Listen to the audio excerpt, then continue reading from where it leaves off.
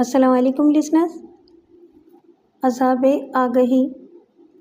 एक नौजवान की दास्ताने अजब, जिसके जहन पर आइंदा पेश आने वाले जानलेवा वाक़ियात के अक्स उभरते थे। कोई इसे पागल कहता तो कोई काली ज़बान वाला, लेकिन इसके मुंह से निकली हुई पेशगोई पूरी होकर रहती थी। फिर इसके पर्दाए जहन पर एक ऐसा मंजर उभरा कि वो लरज़ कर रह गया। दूसरों को आगही के अज़ाब में मुब्तला करने वाला खुद अज़ाबे आगही में मुब्तला हो गया।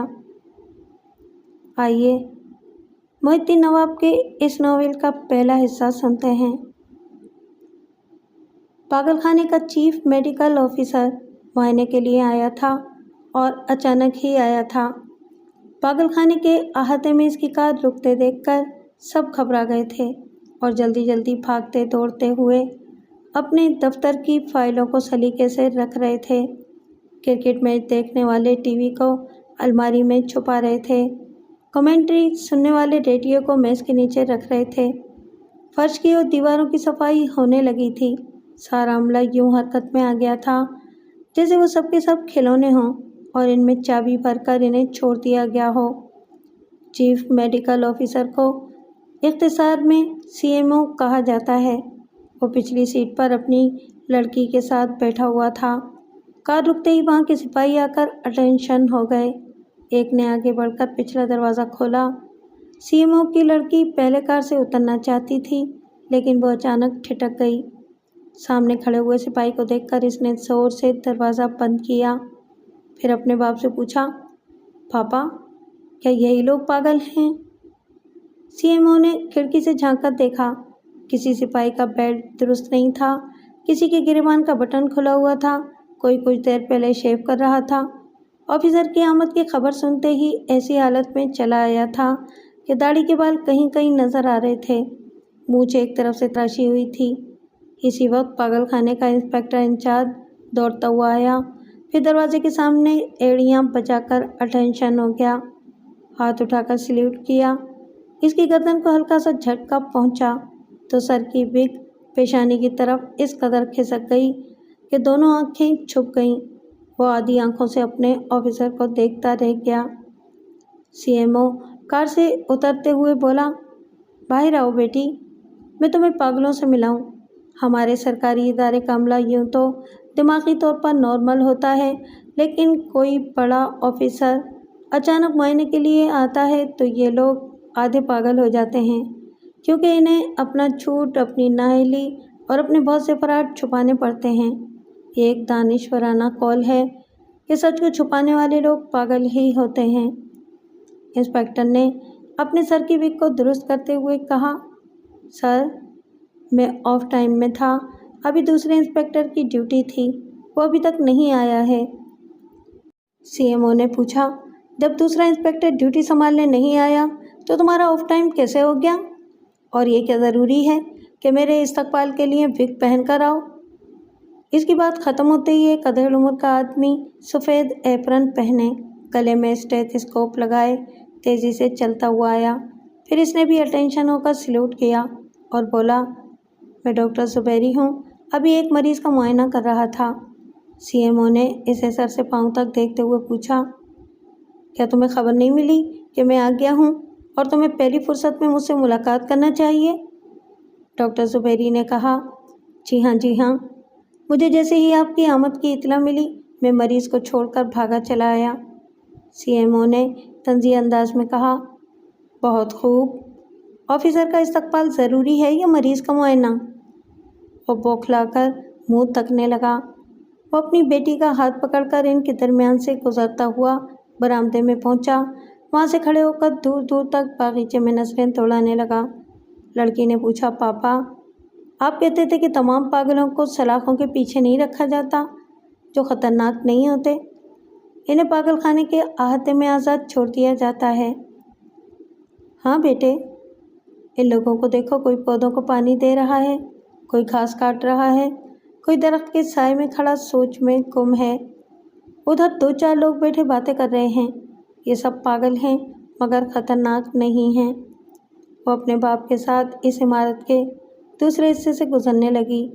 ان کے آس پاس پاگل خانے کا ڈاکٹر، انسپکٹر انچارج اور دوسرے سپاہی چل رہے تھے اور اپنے CMO کو وہاں کے متعلق معلومات فراہم کرتے جا رہے تھے۔ CMO کی صاحبزادی نوعمر تھی، کوئی 14 یا 15 برس کی ہوگی۔ اس میں شوخی اور الڑپن کے علاوہ چھپی چھپی سی سنجیدگی بھی تھی۔ اس نے اپنے باپ کے بازو کو پکڑ کر ہولے سے جھنجھوڑتے ہوئے شوخی سے کہا، پاپا، میں ان پاگلوں کو دیکھوں گی جو سلاخوں کے پیچھے رہتے ہیں۔ بیٹی، ان میں سے اکثر خطرناک ہوتے ہیں، میں تمہیں وہاں لے چلوں گا، پہلے اپنا کام کر لوں۔ نہیں پاپا، آپ اپنا کام کریں، میں اپنا کام کروں گی۔ آخر اتنے سارے سپاہی کس لیے ہیں؟ کیا مجھے کسی پاگل کے حوالے کر کے بھاگ جائیں گے؟ اس نے ہنستے ہوئے کہا، تم بہت بڑے ڈاکٹر کی بیٹی ہو، پاگل تمہیں دیکھتے ہی نارمل ہو جائیں گے۔ پھر وہ ایک دفتر میں داخل ہوتے ہوئے انسپکٹر سے بولا، میں ابھی ڈاکٹر زبیری کے ساتھ مصروف رہوں گا، آپ اس وقت تک میری صاحبزادی کو ذرا پاگل خانے کی سیر کرا دیں۔ وہ خوش ہو کر انسپکٹر اور 2 سپاہیوں کے ساتھ جانے لگی۔ CMO نے کہا، خیال رکھیے یہ سلاخوں کے قریب نہ جانے پائے۔ انسپکٹر نے ادب سے کہا، جناب، ہم محتاط رہیں گے، کسی پاگل کو بیبی کے قریب نہیں آنے دیں گے۔ وہ بہت خوش تھی، جیسے کسی نئی دنیا میں آ گئی ہو۔ اس نے اب تک پاگل خانے کے متعلق بہت کچھ سنا تھا، کئی بار پاگلوں کو دیکھنے کی ضد کی تھی، لیکن ان دنوں ممی اسے ڈانٹ دیا کرتی تھیں۔ خطرناک لوگوں میں جانے کی ضرورت ہی کیا ہے؟ میں تمہیں کبھی وہاں جانے نہیں دوں گی۔ پچھلے سال ممی کا انتقال ہو گیا، پاپا اس کی ہر ضد پوری کرتے تھے۔ ماں کے مرنے کے بعد تو وہ اور زیادہ لاڈلی ہو گئی تھی، وہ اسے کسی طرح کا صدمہ پہنچانا نہیں چاہتے تھے۔ اس بار اس نے ضد کی تو وہاں لے آئے۔ پاگل خانے میں سلاخوں کے پیچھے مختلف کوٹریوں میں طرح طرح کے لوگ نظر آئے۔ کسی کوٹری میں 2-4 پاگل اکٹھے نظر آئے، کسی میں کوئی تنہا پاگل نظر آیا، کسی کی داڑھی بڑھی ہوئی تھی، بال بکھرے ہوئے تھے اور کوئی بہت ہی صاف ستھرا نظر آتا تھا۔ ایسا لگتا تھا جیسے ابھی شیو بنا کر نہا دھو کر بالوں میں کنگھی کرنے کے بعد سلاخوں کے سامنے آ کر اپنی تصویر کھنچوانے کے لیے کھڑا ہو گیا ہو۔ وہ ایسے ہی ایک نوجوان پاگل کو دیکھ کر ٹھٹک گئی۔ اس کم عمر نوجوان کی ابھی مسیں بھیگ رہی تھیں، چہرے پر ابھی داڑھی کی فصل نہیں اگی تھی، ٹھوڑی پر کہیں کہیں بال نظر آتے تھے، چہرے پر بلا کی سنجیدگی تھی۔ معلوم ہوتا تھا حالات نے اسے وقت سے پہلے بوڑھوں کی طرح سوچنا اور سمجھنا سکھا دیا ہے۔ وہ جیل کی سلاخوں کو دونوں ہاتھوں سے تھامے نظریں اٹھائے خلا میں تک رہا تھا، جیسے کسی گہری سوچ میں ڈوبا ہوا ہو۔ اس کے اس انداز سے ذہانت کا اظہار ہوتا تھا۔ CMO کی صاحبزادی اتنی سمجھدار نہیں تھی کہ وہ کسی کے انداز سے یا اس کی آنکھوں کی گہرائی سے اس کی ذہانت کا پتہ چلاتی۔ وہ آج تک صرف اپنے پاپا کی شخصیت سے متاثر ہوتی آئی تھی۔ پاگل نوجوان کی خوبروئی نے بھی اسے متاثر نہیں کیا تھا، صرف یہ دیکھ کر ٹھٹک گئی تھی کہ اتنے سارے پاگلوں میں وہی سب سے زیادہ صاف ستھرا اور سلیقے کا لباس پہنے ہوئے نظر آ رہا تھا۔ وہاں کے اسسٹنٹ وارڈن نے کہا، مس صاحبہ، آپ چاہیں تو اس سے باتیں کر سکتی ہیں، یہ خطرناک نہیں ہے۔ وہ ذرا ڈرتے ڈرتے اس کے قریب گئی، پھر بھی اتنا فاصلہ رکھا کہ پاگل سلاخوں کے درمیان سے ہاتھ نکال کر اسے پکڑ نہ سکے۔ احتیاطی تدابیر کرنے کے بعد اس نے پوچھا، تمہارا نام کیا ہے؟ وہ چونک گیا۔ سامنے ایک لمبے قد کی دبلی پتلی سی لڑکی نظر آئی، پھر وہ لڑکی کو دیکھتا ہی چلا گیا، کیونکہ وہ لڑکی آنن فانن قد نکال رہی تھی۔ اس کا دبلا پتلا جسم ذرا سا بھاری بھرکم ہو رہا تھا، چہرہ بھر گیا تھا، وہ مکمل عورت نظر آ رہی تھی۔ اس نے سواگ کا جوڑا پہن لیا تھا، سر پر گوٹے کناری کا آنچل، ماتھے پر جھومر اور ناک میں نتھ تھی، ہونٹ گلاب جیسے تھے، بڑی بڑی آنکھوں میں کاجل کی دھاری تھی جس نے اس کے حسن کو دوبالا کر دیا تھا۔ سواگ کی سیج پر پھولوں کی ملائم پتیاں بکھری ہوئی تھیں، ماحول معطر معطر ہو رہا تھا۔ پھولوں کی سیج پر وہ مشرقی شرمیلی دلہن گھونگھٹ نکالے بیٹھی ہوئی تھی، پھر وہ آ کر اس کے قریب بیٹھ گیا۔ اس نے اس کی ایک انگلی میں انگوٹھی پہناتے ہوئے کہا، ہمارے ہاں مشرقی رسم و رواج میں کتنی جذبیت اور کتنی دلکشی ہے۔ اب یہی دیکھو کہ تم میری شریک حیات بن چکی ہو، لیکن میں تمہارا منہ اس وقت تک نہیں دیکھ سکتا جب تک تم نہیں دکھاؤ گی۔ اس کے لیے بڑی خوبصورتی سے رشوت پیش کرنی پڑتی ہے۔ میں یہ انگوٹھی کی رشوت پیش کر رہا ہوں۔ وہ حیا سے سمٹنے لگی۔ اس نے گھونگھٹ کو دونوں ہاتھوں سے تھام کر بڑی محبت سے التجا کی، سائرہ، مجھ سے نہ شرماؤ۔ دوسرے ہی لمحے خواب کا طلسم ٹوٹ گیا۔ سلاخوں کے باہر کھڑی ہوئی لڑکی ذرا سخت لہجے میں پوچھ رہی تھی، تم میری صورت کیا دیکھ رہے ہو؟ میں نے تم سے کچھ پوچھا تھا؟ کیا پوچھا تھا؟ پاگل نوجوان نے کہا۔ تمہارا نام کیا ہے؟ لڑکی نے سوال دہرایا۔ اپنا نام تو کوئی بھی شخص بتا سکتا ہے۔ میں تمہارا نام بتا سکتا ہوں، تم سائرہ ہو، ہے نا؟ لڑکی ایک دم سے چونک کر ایک قدم پیچھے ہٹ گئی، پھر حیرانی سے بولی، تمہیں میرا نام کس نے بتایا؟ کسی نے نہیں، میں تمہیں جانتا ہوں، نوجوان پاگل نے کہا۔ جھوٹ بولتے ہو، تم مجھے کیسے جانتے ہو؟ میں تو آج ہی یہاں آئی ہوں۔ پھر اس نے انسپکٹر اور اسسٹنٹ وارڈن کو دیکھتے ہوئے پوچھا، کیا آپ لوگوں نے اسے میرا نام بتایا ہے؟ انسپکٹر نے کہا، مس صاحبہ، ہم نے تو آج ہی آپ کو دیکھا ہے۔ اسسٹنٹ وارڈن نے کہا، ہم نے آج سے پہلے آپ کا ذکر بھی نہیں سنا تھا۔ آپ کے پاپا ایک ہفتہ پہلے شہر میں ٹرانسفر ہو کر آئے ہیں، ہم ان کے متعلق بھی زیادہ نہیں جانتے، پھر آپ کا نام کیسے جان سکتے تھے؟ پھر اس پاگل کو میرا نام کیسے معلوم ہوا؟ لڑکی نے پوچھا۔ اس نے سلاخوں کے پیچھے سے کہا، کیا تم میری ایک درخواست قبول کرو گی؟ تم نہیں، آپ کہو۔ لڑکی کے لہجے میں سختی تھی۔ یہی مطالبہ میرا بھی ہے۔ اگر میں آپ کہوں تو آپ کا بھی فرض ہوتا ہے کہ مجھے اسی لہجے میں مخاطب کریں۔ میں عمر میں بڑا ہوں، میں عمر کا حساب نہیں جانتی۔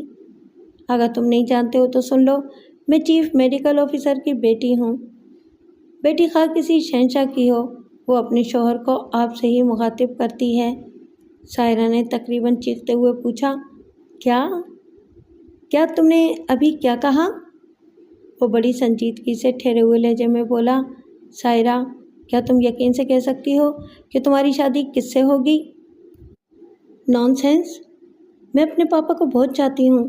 میں اپنے پاپا کو چھوڑ کر کہیں نہیں جاؤں گی، کسی سے شادی نہیں کروں گی۔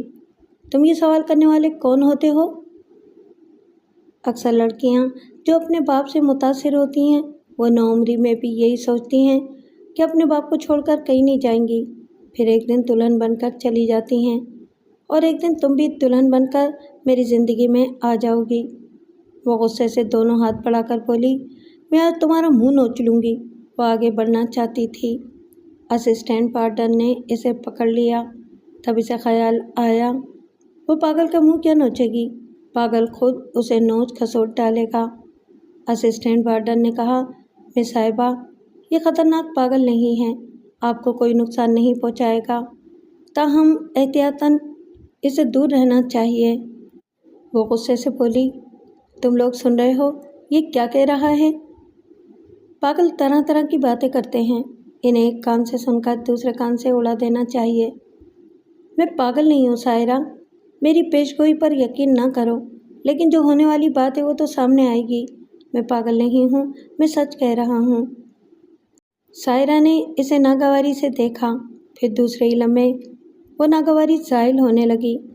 پتہ نہیں اس میں کشش تھی، اس کی خوبروئی تھی، یا اس کی معصومیت اور گہری سنجیدگی جس نے سائرہ کو متاثر کیا تھا۔ وہ سوچنے لگی، کیا اسے غصہ دکھائے، اسے نفرت کرے، یا پاگل سمجھ کر معاف کر دے؟ لیکن وہ فکرہ دماغ میں گونج رہا تھا، میں پاگل نہیں ہوں، میں سچ کہہ رہا ہوں۔ وہ وہاں سے پلٹ کر جانے لگی۔ جاتے جاتے پھر اس نے رک کر اسے دیکھا تو اسے اپنی طرف دیکھتے ہوئے پایا۔ اس نے پھر سلاخوں کے پیچھے سے التجا کی، میں اس خوش نصیب لمحے کی قسم کھا کر کہتا ہوں، جب تم میرے نام سے اور میری ذات سے مجھے قبول کرو گی، میں پاگل نہیں ہوں۔ زندگی میں پہلی بار سائرہ کو یوں لگا جیسے اس کے کانوں میں کوئی سحر پھونک رہا ہو، کوئی عجیب سی بات کہہ رہا ہو، ایسی بات جو قابل قبول نہیں ہے، تاہم اس بات میں سر ہے، سنگیت ہے، और एक ऐसी दिलचस्पी है जो किसी पुरस्कार कहानी की इब्तिदा में होती है। वो कदरे पुरस्कार था। अब सायरा इसके मुतालिक दानिस्ता सोचे या ना सोचे, लेकिन नादानिस्तगी में इंसानी फितरत के ऐन मुताबिक इस पुरस्कार कहानी के अंजाम तक पहुंचने के लिए मुस्तरिब रहेगी। वो इस दफ्तर में आई जहां पापा से मिलने की तवक्को थी। मालूम हुआ कि इसके पापा पागल खाने के इस हिस्से का मुआयना करने गए हैं जहां ख़तरनाक किस्म के पागलों को रखा जाता है। वो इसी दफ्तर में बैठ गई, हालांकि पागलों को देखने के शौक़ में आई थी। इसने आसपास खड़े हुए लोगों को देखा और फिर बेजारी से कहा, मैं तन्हाई चाहती हूँ, प्लीज़ आप लोग कमरे से बाहर चले जाएं। वो सब लोग चले गए। इनके जाने के बाद भी वो सुकून से बैठ न सकी। उठकर इधर से उधर टहलने लगी। इस पागल नौजवान की आवाज़ में जाने कैसी धमक थी कि अब तक इसके कान बज रहे थे। वो ये तस्लीम करने के लिए तैयार नहीं थी कि एक पागल से मुतासिर हो गई है। भला इतने बड़े मेडिकल ऑफिसर की बेटी एक पागल से कैसे मुतासिर हो सकती थी? अगर उसका दिमाग मुतासिर हो भी रहा था तो इसका इजहार किया नहीं जा सकता था, क्योंकि ये सरासर इसकी अना को ठेस पहुंचाने वाली बात थी। थोड़ी देर बाद इसके पापा आ गए। उन्होंने आते ही पूछा, हाँ बेटे, बताओ क्या देखा? वो ज़रा नाराज़गी से बोली, बस एक ही पागल को देखा। एक क्यों?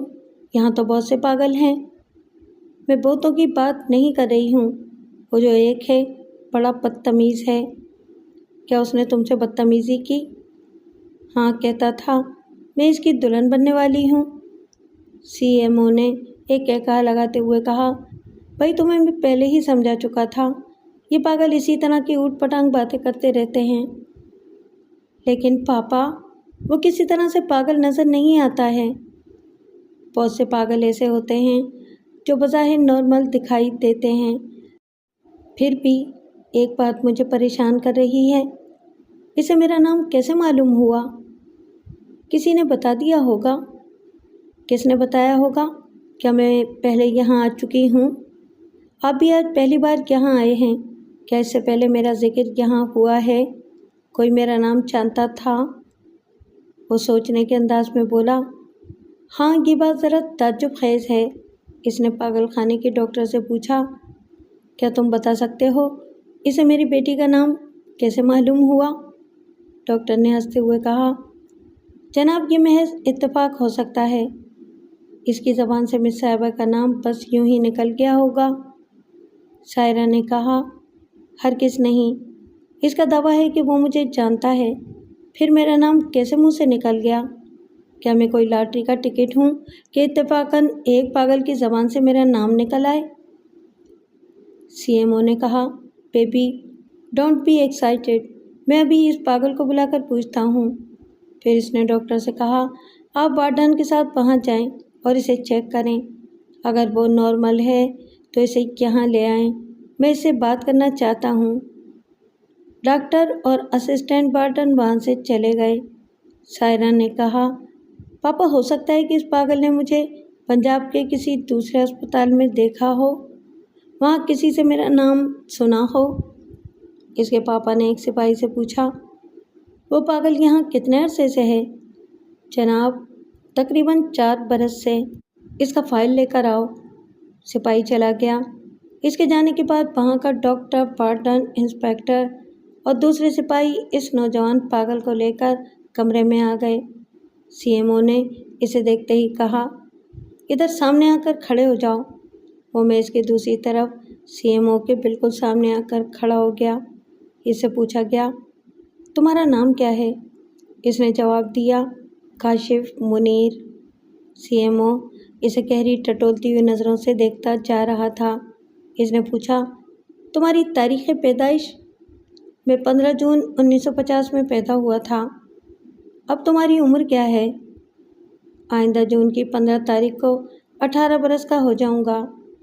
सीएमओ ने कहा, एक दरख्त पर 50 परिंदे बैठे हैं। शिकारी ने एक फायर किया, 4 परिंदे गिर पड़े, बाकी कितने बचे?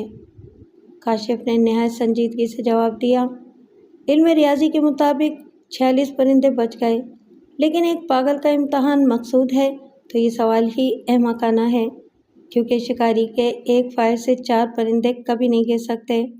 دوسرے یہ کہ ایک ہی فائر کی آواز پر سارے کے سارے پرندے اڑ جائیں گے، وہاں گنتی کے لیے کوئی نہیں بچے گا۔ سائرہ نے خوش ہو کر تالیاں بجاتے ہوئے کہا، او پاپا، اس نے کتنا مزیدار جواب دیا ہے۔ سی ایم او نے مسکرا کر کاشف کو دیکھا، پھر ایک کرسی کی طرف اشارہ کرتے ہوئے کہا، آرام سے بیٹھ جاؤ۔ اس نے بیٹھنے سے پہلے انسپکٹر ڈاکٹر اور وارڈن کی طرف باری باری دیکھا۔ وہ لوگ اسے گھور کر دیکھ رہے تھے۔ اسی وقت وہ سپاہی اس کا فائل لے کر آیا اور اسے سی ایم او کے سامنے ادب سے رکھ کر ایک طرف کھڑا ہو گیا۔ سی ایم او نے فائل پر ہاتھ رکھا جیسے اسے کھول کر دیکھنا چاہتا ہو۔ کاشف نے پوچھا، جناب، کیا آپ واقعی سنجیدگی اور دیانتداری سے میرے متعلق تحقیقات کرنے آئے ہیں؟ سی ایم او نے چونک کر سر اٹھایا، پھر سوال کیا، تمہارے سوال کا مقصد کیا ہے؟ تم مجھے دیانتدار نہیں سمجھتے ہو؟ میں بے ایمان ہوں؟ معاف کیجیے گا جناب، یہاں تو اب تک سبھی بے ایمان آئے ہیں۔ سائرہ نے غصے سے کہا، اپنی زبان کو قابو میں رکھو، تم میرے پاپا کو کیا کہہ رہے ہو؟ پاگل خانے کے انچارج ڈاکٹر نے کہا، جناب یہ اس قابل نہیں ہے کہ آپ کے سامنے کھڑا بھی ہو سکے اور آپ اسے بیٹھنے کے لیے کہہ رہے ہیں۔ سی ایم او نے کہا، ارے ہاں، میں نے تمہیں بیٹھنے کے لیے کہا تھا، تم کھڑے کیوں ہو؟ وہ ہچکچاتے ہوئے بولا، جب مجھے کسی بڑے آفیسر کے سامنے لایا جاتا ہے، اس سے پہلے دھمکیاں دی جاتی ہیں کہ میں نے خود کو نارمل ثابت کرنے کی کوشش کی اور صحیح جوابات دیے تو بعد میں میری پٹائی ہوگی، اور پٹائی ہوتی ہے۔ یہ لوگ موٹے ڈنڈے سے مجھے خوب مارتے ہیں، آدمی نہیں سمجھتے، جانور سمجھتے ہیں۔ اچانک سائرہ نے اپنی جگہ سے اٹھ کر غصے سے اسٹاف سے پوچھا، تم سب لوگ اسے گھور کر کیوں دیکھ رہے ہو؟ پاگل خانے کے ڈاکٹر نے کہا، مس صاحبہ، یہ ہم پر خواہ الزام لگا رہا ہے۔ انسپکٹر اور وارڈن نے بھی ڈاکٹر کی تائید کی۔ سی ایم او نے ہاتھ اٹھا کر کہا، تم سب باہر جاؤ، جب تک میں آواز نہ دوں اندر کوئی نہ آئے۔ وہ سر جھکا کر وہاں سے جانے لگا۔ جاتے جاتے بھی وہ کنکھیوں سے کاشف کو یوں دیکھ رہے تھے جیسے آخری وارننگ دیتے ہوئے جا رہے ہوں۔ ڈاکٹر نے دروازے کے پاس پہنچ کر عاجزی سے کہا، جناب، کبھی کبھی کاشف پر شدید دورہ پڑتا ہے، ہو سکتا ہے یہ آپ کو نقصان پہنچائے، کسی سپاہی کا یہاں موجود رہنا ضروری ہے۔ سی ایم او نے اپنے بازو پر ہاتھ مارتے ہوئے کہا، میں اس نوجوان سے زیادہ مضبوط ہوں، ایسی کوئی بات ہوئی تو اسے سنبھال لوں گا، تم لوگ جاؤ۔ وہ سب ایک ایک کر کے چلے گئے۔ سی ایم او نے کہا، مسٹر کاشف، دروازے کو اندر سے بند کر دو اور یہاں کرسی پر آ کر بیٹھ جاؤ۔ کاشف نے حکم کی تعمیل کی۔ جب وہ دروازے کو بند کر کے کرسی پر بیٹھ گیا تو سائرہ نے کہا، پاپا، سب سے پہلے تو یہ پوچھئے کہ اسے میرا نام کیسے معلوم ہوا؟ ہاں بھائی، پہلے میری بیٹی کے تجسس کو ختم کرو۔ یہ کیا اصرار ہے؟ تمہیں اس کا نام کیسے معلوم ہوا؟ کیا تم کبھی پنجاب میں رہ چکے ہو؟ میں کراچی سے باہر کبھی نہیں گیا۔ تعجب ہے، پھر تمہیں اس کا نام کیسے معلوم ہوا؟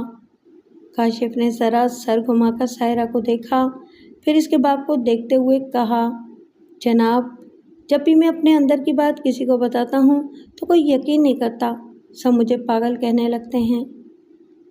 تم مجھے بتاؤ، میں یقین کروں گا۔ جناب، میری باتیں ناقابل یقین ہیں، پھر بھی کسی امید کے سہارے آپ کے سامنے بیان کرتا ہوں۔ کبھی کبھی میرے اندر سے آواز آنے لگتی ہے، کبھی آنکھوں کے سامنے ایسے مناظر آتے ہیں جن کا تعلق نہ تو ماضی سے ہوتا ہے اور نہ زمانہ حال سے، وہ مستقبل کے مناظر ہوتے ہیں۔ سی ایم او نے کہا، گویا تم یہ کہنا چاہتے ہو کہ تم مستقبل کی باتیں پہلے سے اپنی آنکھوں کے سامنے دیکھ لیتے ہو؟ جی ہاں، یہی بات ہے، سی ایم او نے ہنستے ہوئے کہا، واقعی ناقابل یقین بات ہے، سن کر بے اختیار ہنسی آ جاتی ہے۔ میں کوشش کروں گا کہ مجھے ہنسی نہ آئے، لیکن تم پہلے ان باتوں کا ثبوت پیش کرو۔ میں ثبوت پیش کر چکا ہوں، لیکن مجھ پر طرح طرح کے الزامات عائد کر دیے جاتے ہیں۔ مثلاً कैसे इल्ज़ामात। वो ज़रा चुप रहा, सामने दीवार को तकता रहा। फिर इसने आहिस्तगी से कहना शुरू किया, बचपन से मैं ये देखता आया हूँ कि जब भी कोई इंतहाई खुशी की बात होती है या कोई इंतहाई सदमा पेश आने वाला होता है तो मुझे पहले से वैसा ही मंजर दिखाई देने लगता है। पहले मैं नादान था, बच्चा था, इसलिए ऐसे मनासिर देखने के बावजूद किसी से कुछ कह नहीं सकता था। कहता भी था तो मेरी बातों को अहमियत नहीं दी जाती थी। मसलन मेरी अम्मी को आम बहुत पसंद हैं। अब्बू ज़्यादा पसंदीदगी से नहीं खाते, इसलिए कभी कभी आम खरीद कर ले आते हैं। एक रोज़ मैंने सुबह उठकर पूछा, अब्बू कहाँ हैं? अम्मी ने कहा, अपनी मिल में गए हैं। अब्बू जाने से पहले मुझे प्यार करके जाते थे। इस रोज़ मैं देर तक सोता रहा। मुझे बड़ी मायूसी हुई। मैंने तसव्वुर में इन्हें देखा। क्या देखता हूँ कि वो बाज़ार से आम की 2 टोकरियाँ खरीद रहे हैं। इन्हें कार की डिग्गी में रखकर घर की तरफ ला रहे हैं। मैंने सुबह नाश्ता करते वक्त अम्मी से कहा, अम्मी, अब्बू आज शाम को 2 टोकरियाँ भरकर आम लाएंगे। अम्मी ने हंसते हुए कहा, तुम्हारे अब्बू हफ्ते में 1 आम खा लें तो बहुत है, वजह ये कि वो 2 टोकरियाँ भरकर आम लाएंगे। अम्मी, मैंने अपनी आंखों से इन्हें आम खरीदते देखा है। वो फिर हंसते हुए मेरे सर को सहलाते हुए बोली, सुबह तुम देर तक सोते रहे हो, ख्वाब में जो देखा है इसी को बयान कर रहे हो। खैर चुपचाप नाश्ता करो। मैंने इनसे बहस नहीं की, लेकिन शाम को अम्मी ने देखा कि अब्बू 2 टोकरियाँ भरकर आम लाए थे। उन्होंने हैरानी से पूछा, ये क्या, आप तो आम पसंद ही नहीं करते? भाई मैं पसंद नहीं करता, लेकिन तुम तो बहुत पसंद करती हो ना। तुम्हारे साथ बैठकर कभी खा तो लेता हूँ। कल रात तुम मुझसे नाराज़ थी। मैंने सोचा कि आज तुम्हें खुश कर दूँ। अम्मी खुश हो गई। अपनी खुशी में ये भूल गई कि मैंने पेशगोई की थी और मेरी पेशगोई के मुताबिक अब्बू आमों की टोकरी डिक्की में रख कर लाए थे, जबकि वो मौसम के फल अक्सर मिल के मुलाजिमों के हाथ भेज दिया करते थे। सीएमओ ने कहा, हो सकता है कि तुम्हारे अब्बू वाकई तुम्हारी अम्मी का गुस्सा दूर करने और इन्हें खुश रखने के लिए वो आम लाए हों और डिग्गी में रख कर लाए थे, तो ये कोई ताज्जुब की बात तो नहीं। कोई ज़रूरी भी नहीं है कि हर चीज़ चपरासी या दूसरे मुलाजिमों के हाथ भेजी जाए। वो चूँकि तुम्हारी अम्मी को खुश करना चाहते थे, इसलिए खुद लेकर आए थे। काशिफ ने कहा, एक बार अब्बू ने डैशबोर्ड के खाने में 5,000 रुपये रखे। मैं अम्मी के साथ वहीं बैठा हुआ था। जब अब्बू ने कार स्टार्ट की तो मैंने देखा डैशबोर्ड का वो खाना खाली हो गया है। मैंने कहा, आप ऐसे यहाँ न रखें, गुम हो जाएंगे। अम्मी ने डांट कर कहा, ज़बान से कभी अच्छी बात भी निकाला करो। अब्बू ने कहा, भाई मेरा बेटा हमेशा अच्छी बातें ही करता है। क्या खाक अच्छी बातें करता है? अभी 4 दिन पहले की बात है, मुझसे कह रहा था कि आपके हाथों की चूड़ियाँ टूट गई हैं। मैंने इसे दिखाते हुए कहा, कहाँ टूटी हैं, ये तो सलामत हैं।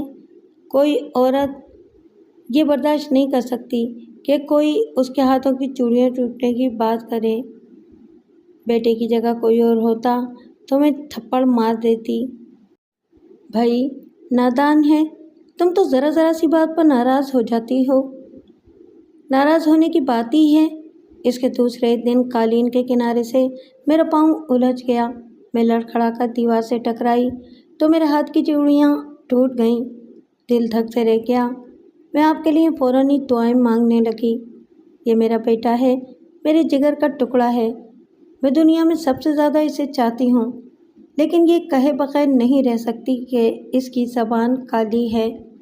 अब्बू ने एक बैंक के सामने गाड़ी रोक दी। इन्हें बैंक में कुछ काम था और अम्मी लॉकर से ज़ेवरात का एक सेट निकालना चाहती थीं। उन्होंने कार को लॉक कर दिया, फिर मुझे ताकीद की कि कार में चुपचाप बैठा रहूं, अंदर से दरवाज़ा खोलकर बाहर ना निकलूं और ना ही किसी के कहने पर दरवाज़ा खोलूं। मैं वहाँ बैठा रहा, वो चले गए। अक्सर ऐसा होता था कि अम्मी और अब्बू मुझे कार के अंदर बिठाकर कहीं जाते थे तो बड़ी देर से आते थे, मुझे बिल्कुल ही भूल जाते थे। इनके जाने के बाद मैंने आइसक्रीम की दुकान की तरफ देखा। 2-4 बच्चे अपने वालिदैन के साथ ठंडी बोतलें पी रहे थे, आइसक्रीम खा रहे थे। मैंने सोचा अभी अम्मी और अब्बू के आने में देर है, चुपचाप बाहर निकल कर जाऊँगा और आइसक्रीम का कप खरीद कर ले आऊँगा। ये सोचकर मैंने दरवाज़ा खोला, फिर सामने ही फुटपाथ पर आइसक्रीम की दुकान पर पहुँच गया। मुझसे पहले 2 बच्चे वहाँ मौजूद थे, इनके साथ इनके बड़े भी थे, इसलिए दुकानदार इनकी तरफ मुतवज्जा था। मेरी तरफ उसने ज़रा देर से तवज्जो दी। मुझे अंदाज़ा नहीं है कि मैं कितनी देर आइसक्रीम का कप खरीद कर कार की पिछली सीट पर वापस आया, दरवाजे को अंदर से बंद किया, फिर मज़े ले लेकर आइसक्रीम खाता रहा। कप खाली होने के बाद मैंने खिड़की का शीशा नीचे किया, कप को बाहर फेंका, फिर शीशे चढ़ा दिए, दरवाजे को इसी तरह लॉक कर दिया। अब अम्मी और अब्बू मेरी चोरी पकड़ नहीं सकते थे। पता नहीं वो दोनों कितनी देर बाद आए। मैंने पिछली सीट से उठकर आगे झुककर अम्मी के लिए दरवाज़ा खोल दिया। इनके हाथ में ज़ेवरात का एक डब्बा था, अब्बू के हाथ में कागजात का एक बंडल नज़र आ रहा था। उन्होंने अपनी तरफ का दरवाज़ा खोला, फिर स्टीयरिंग सीट पर बैठकर दरवाजे को बंद करने के बाद इस कागज़ के बंडल से नोटों की कट्टियाँ निकालीं। वो बैंक से कुछ और रुपए लेकर आए थे, शायद किसी को अदा करने थे।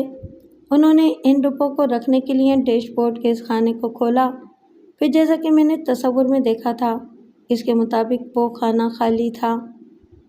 अम्मी और अब्बू ने चौंक कर पहले तो इस खाने को देखा, अंदर हाथ डालकर टटोला, फिर मेरी तरफ पलटकर पूछा, रुपए कहाँ गए? मैंने मासूमियत से जवाब दिया, वो गुम हो गए। अब्बू ने डांट कर पूछा, कैसे गुम हो गए? मैं नहीं जानता, मैं पहले ही बता चुका था कि रुपए गुम हो जाएंगे। अम्मी ने गुस्से से कहा, बकवास करते हो, सच सच बताओ, रुपए कहाँ हैं? अब्बू ने नरमी से पूछा, बेटे क्या तुम कार से निकलकर कहीं बाहर गए थे? मैंने डैशबोर्ड के खाली खाने को देखा। मेरे नन्हे से दिमाग ने समझाया, अगर मैं बाहर जाने की बात करूँगा तो मेरी पिटाई होगी। अब्बू मुझे मारते नहीं थे, सिर्फ नाराज़ हो जाते थे, लेकिन अम्मी बड़ी बेदर्दी से मारती थीं। मैंने कहा, मैं यहीं बैठा रहा। अम्मी ने कहा, ये झूठ बोलना सीख गया है, इसकी आदतें ख़राब होती जा रही हैं। मैंने आपसे 1000 मरतबा कहा है कि किसी स्टैंडर्ड के स्कूल में दाखिल कराएं जहां डिसिप्लिन होता है, बच्चों की अच्छी तरबियत होती है। मिडिल क्लास स्कूल में आवारा लड़के होते हैं और इनके साथ ये भी आवारा होता जा रहा है। यकीनन इसी ने रुपए निकाले हैं। बेगम, बच्चों की नफ्सियात का ख्याल रखना चाहिए। तुम्हें इस तरह बराह रास्त इस पर इल्ज़ाम आयद नहीं करना चाहिए। तुम खामोश रहो, मुझे मेरे प्यारे बेटे से बातें करने दो। मैं बाहर निकलकर इनके पास आया, मगर सहमा हुआ था। वो मेरा हाथ पकड़कर आइसक्रीम की दुकान पर ले गए। फिर आइसक्रीम वाले से पूछा, क्या ये बच्चा यहाँ आया था? आइसक्रीम वाले ने पहले मुझे देखा, फिर कार की जानिब देखते हुए कहा, जी हाँ, ये एक कप खरीद कर ले गया था। अबू ने मुझे गोद में उठा लिया, फिर प्यार से मेरे एक गाल को थपथपाते हुए कहा, बेटे झूठ बोलना तो बहुत बुरी बात है। फिर उन्होंने दुकान के मालिक से पूछा, क्या मेरी कार का दरवाज़ा देर तक खुला रहा था? जनाब, मुझे अच्छी तरह याद नहीं है, मैं ग्राहकों में उलझा हुआ था। अबू मुझे गोद में लिए चारों तरफ दूर दूर तक देखने लगे। वो ज़रा परेशान थे। फिर उन्होंने कहा, बेटे जो होना था सो हो गया। अब मैं तुम्हारी अम्मी को मालूम होगा तो वो तुम्हारी बड़ी पिटाई करेंगी। तुम जब बड़े होगे तो मालूम होगा कि 5000 रुपये बहुत होते हैं। ये नुकसान तुम्हारी अम्मी बर्दाश्त नहीं करेंगी। आज तुमने एक झूठ बोला है, तुम्हें बचाने के लिए मैं भी एक झूठ बोलूँगा, मगर वादा करो आइंदा कभी झूठ नहीं बोलोगे। मैंने इन्हें प्यार करते हुए कहा, अब्बू बहुत अच्छे अब्बू हैं, मैं आपसे वादा करता हूँ कि कभी झूठ नहीं बोलूँगा। इस रोज़ अब्बू ने अम्मी से झूठ कह दिया कि मैं पिछली सीट से बाहर नहीं निकला था। दुकानदार इस बात का गवाह है। अम्मी हैरान थी कि जब कार के दरवाजे चारों तरफ से बंद थे تو रुपए कहाँ गायब हो गए? अबू ने कहा, हाँ ये बड़ी ताज्जुब की बात है। हम समझने की कोशिश करते रहेंगे कि आखिर रुपए कहाँ गायब हो गए। उन्होंने किसी तरह अम्मी को टाल दिया, लेकिन अम्मी के दिल में ये बात बैठ गई कि मेरी ज़बान काली है। सायरा ने कहा, वेरी इंटरेस्टिंग। इससे साबित हो रहा है कि जो तुम तसव्वुर में देख लेते हो वही पेश आता है। हाँ, लेकिन इसे कोई मानता नहीं। अपनी अम्मी का ख्याल तो मैं ज़ाहिर कर चुका हूँ। मेरे अबू ने हालात का तज्जिया कर लिया कि सिर्फ मेरे कार से बाहर निकल कर जाने और वापस आने के दौरान किसी ने वो 5,000 रुपये चुरा लिए थे। मेरी पेशगोई की कोई अहमियत नहीं रही। यूँ भी बच्चों की बातों को अहमियत नहीं दी जाती। ज़्यादा से ज़्यादा ये समझ लिया जाता है कि बच्चे ने एक बात कह दी और इत्तेफाक से वही बात हो गई, या ये कहकर टाल दिया जाता है कि मेरी बातों में नहुसत होती है, मेरी ज़बान काली है। सीएमओ ने कहा, बहरहाल मैं आगे सुनना चाहूँगा, इसके बाद क्या हुआ? काशिफ ने एक सर्द आह भरकर कहा, इसके बाद मैंने अपनी अम्मी और अब्बू के सामने कोई पेशगोई नहीं की। कोई बात मेरी समझ में आती थी, मैं बताना चाहता था कि आज, कल या किसी दिन कोई ख़ास वाक़या पेश आने वाला है, लेकिन मैंने ज़ब्त से काम लिया। जब वो वाक़या पेश आया तो मुझे यकीन हो गया कि मैं झूठ नहीं बोलता हूँ। मैं पागल नहीं हूँ। मैं अपने मुंह में काली ज़बान नहीं रखता हूँ। जो पेश आना होता है वो मुझे पहले से मालूम हो जाता है। सायरा ने पूछा, क्या तुम बता सकते हो कि अभी थोड़ी देर बाद क्या होने वाला है? उसने इनकार में सर हिलाकर कहा, नहीं, मैं नहीं बता सकता। मैं कह चुका हूँ कि जब कोई शदीद खुशी का मौका होता है या कोई सदमा पेश आना होता है, कोई फ़ायदे की बात होती है या कभी नुकसान उठाना पड़ता है, तो ऐसी बातें मुझे पहले से मालूम हो जाती हैं। आज मेरी ज़िंदगी में बहुत अरसे के बाद शदीद खुशी का मौका आया है। तुम्हें देखते ही मुझे यूँ महसूस हुआ जैसे मेरे कानों में कोई बोल रहा है और मेरी निगाहों के सामने तुम दुल्हन बनी हुई हो। वो झेंप कर अपने बाप से नज़रें चुराने लगी। उसके बाप ने कहा, ताज्जुब है, तुम मेरे सामने मेरी बेटी के मुतालिक ऐसी बेतुकी बातें कर रहे हो जो कोई बाप सुन नहीं सकता। मैं सच बात नहीं कहूँगा, अपने नॉर्मल होने का सबूत नहीं दूंगा तो आप मुझे पागल समझकर यहाँ से चले जाएंगे, मेरे मुतालिक मज़ीद तहकीकात नहीं करेंगे। अच्छा ये बताओ, तुम्हें मेरी बेटी का नाम कैसे मालूम हुआ? काशिफ ने कहा, जब आपकी साहबजादी मेरे सामने अचानक आई तो मैंने इन्हें सुहाग के जोड़े में देखा।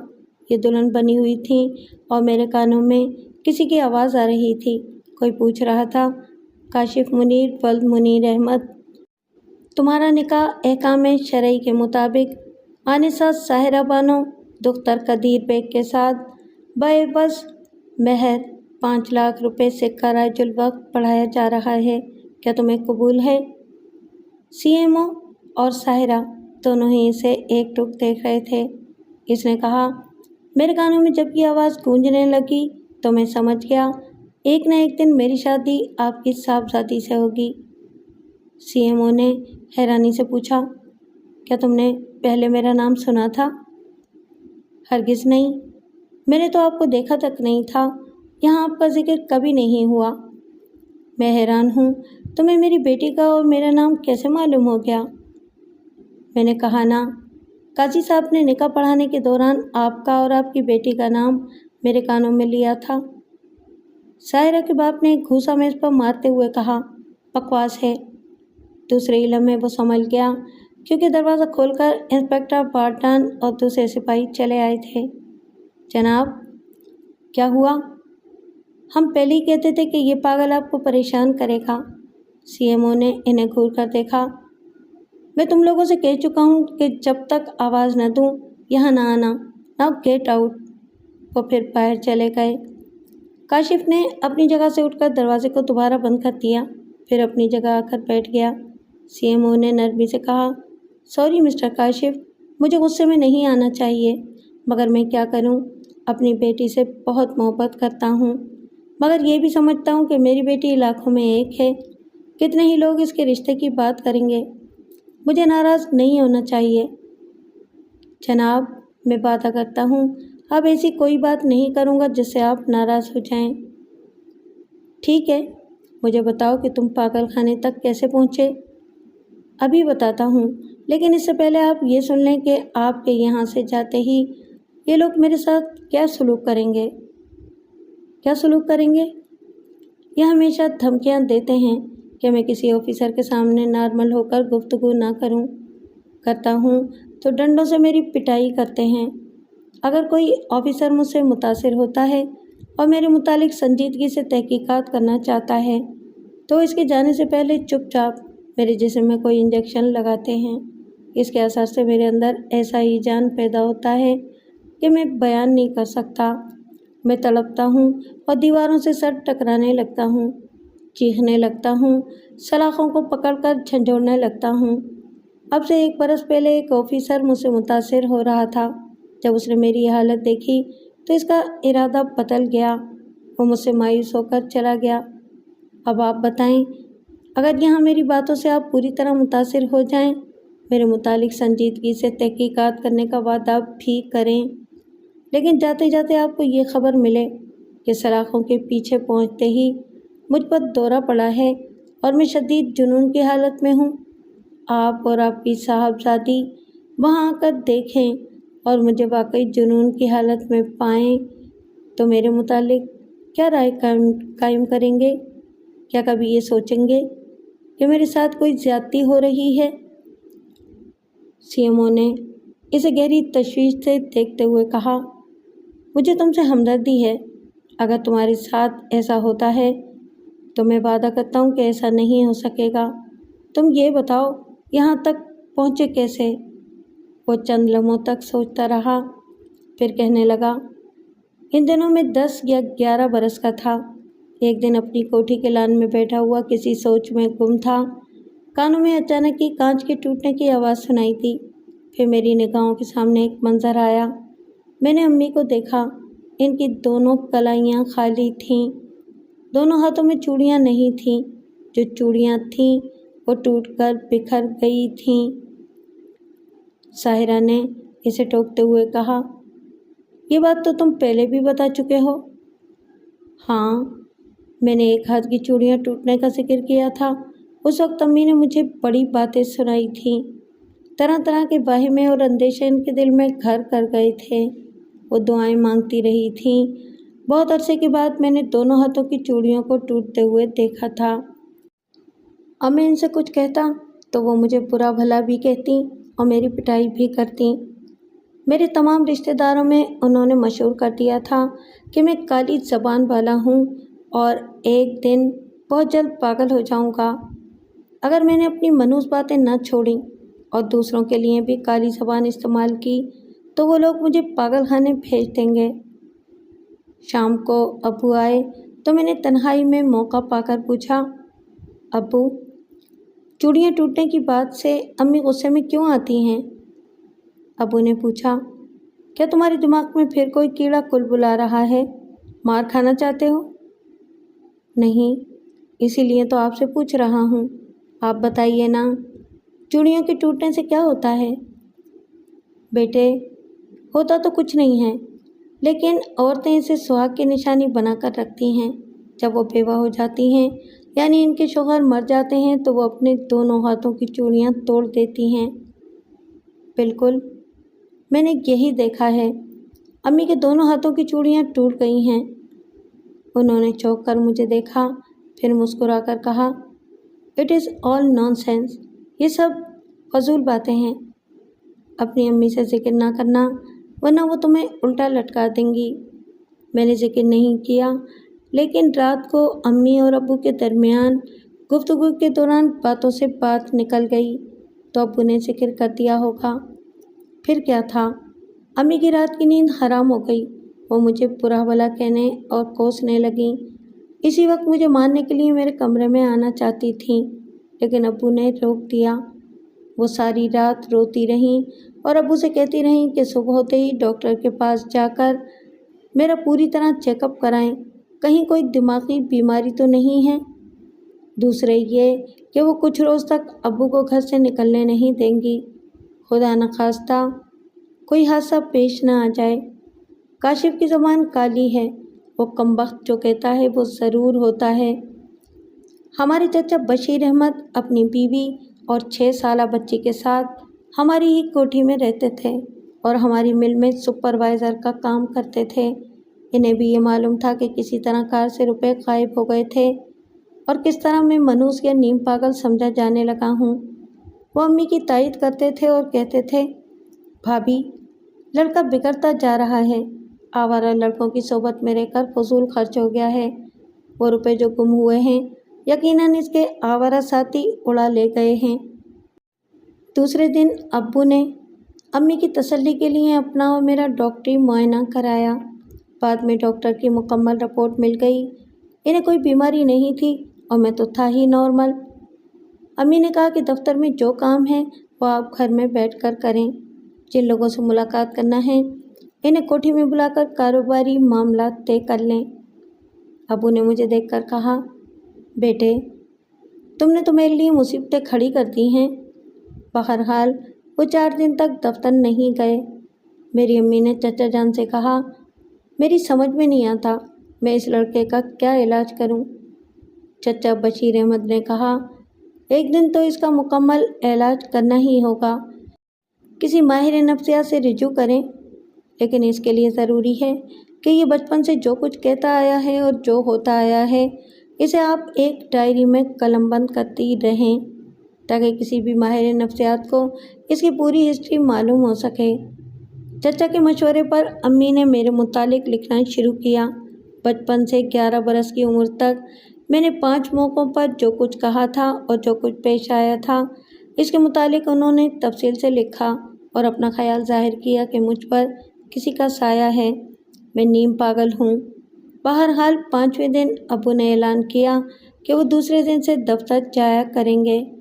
दूसरे दिन वो जाने के लिए तैयार हुए। अम्मी इन्हें छोड़ने के लिए बाहर कार तक आईं।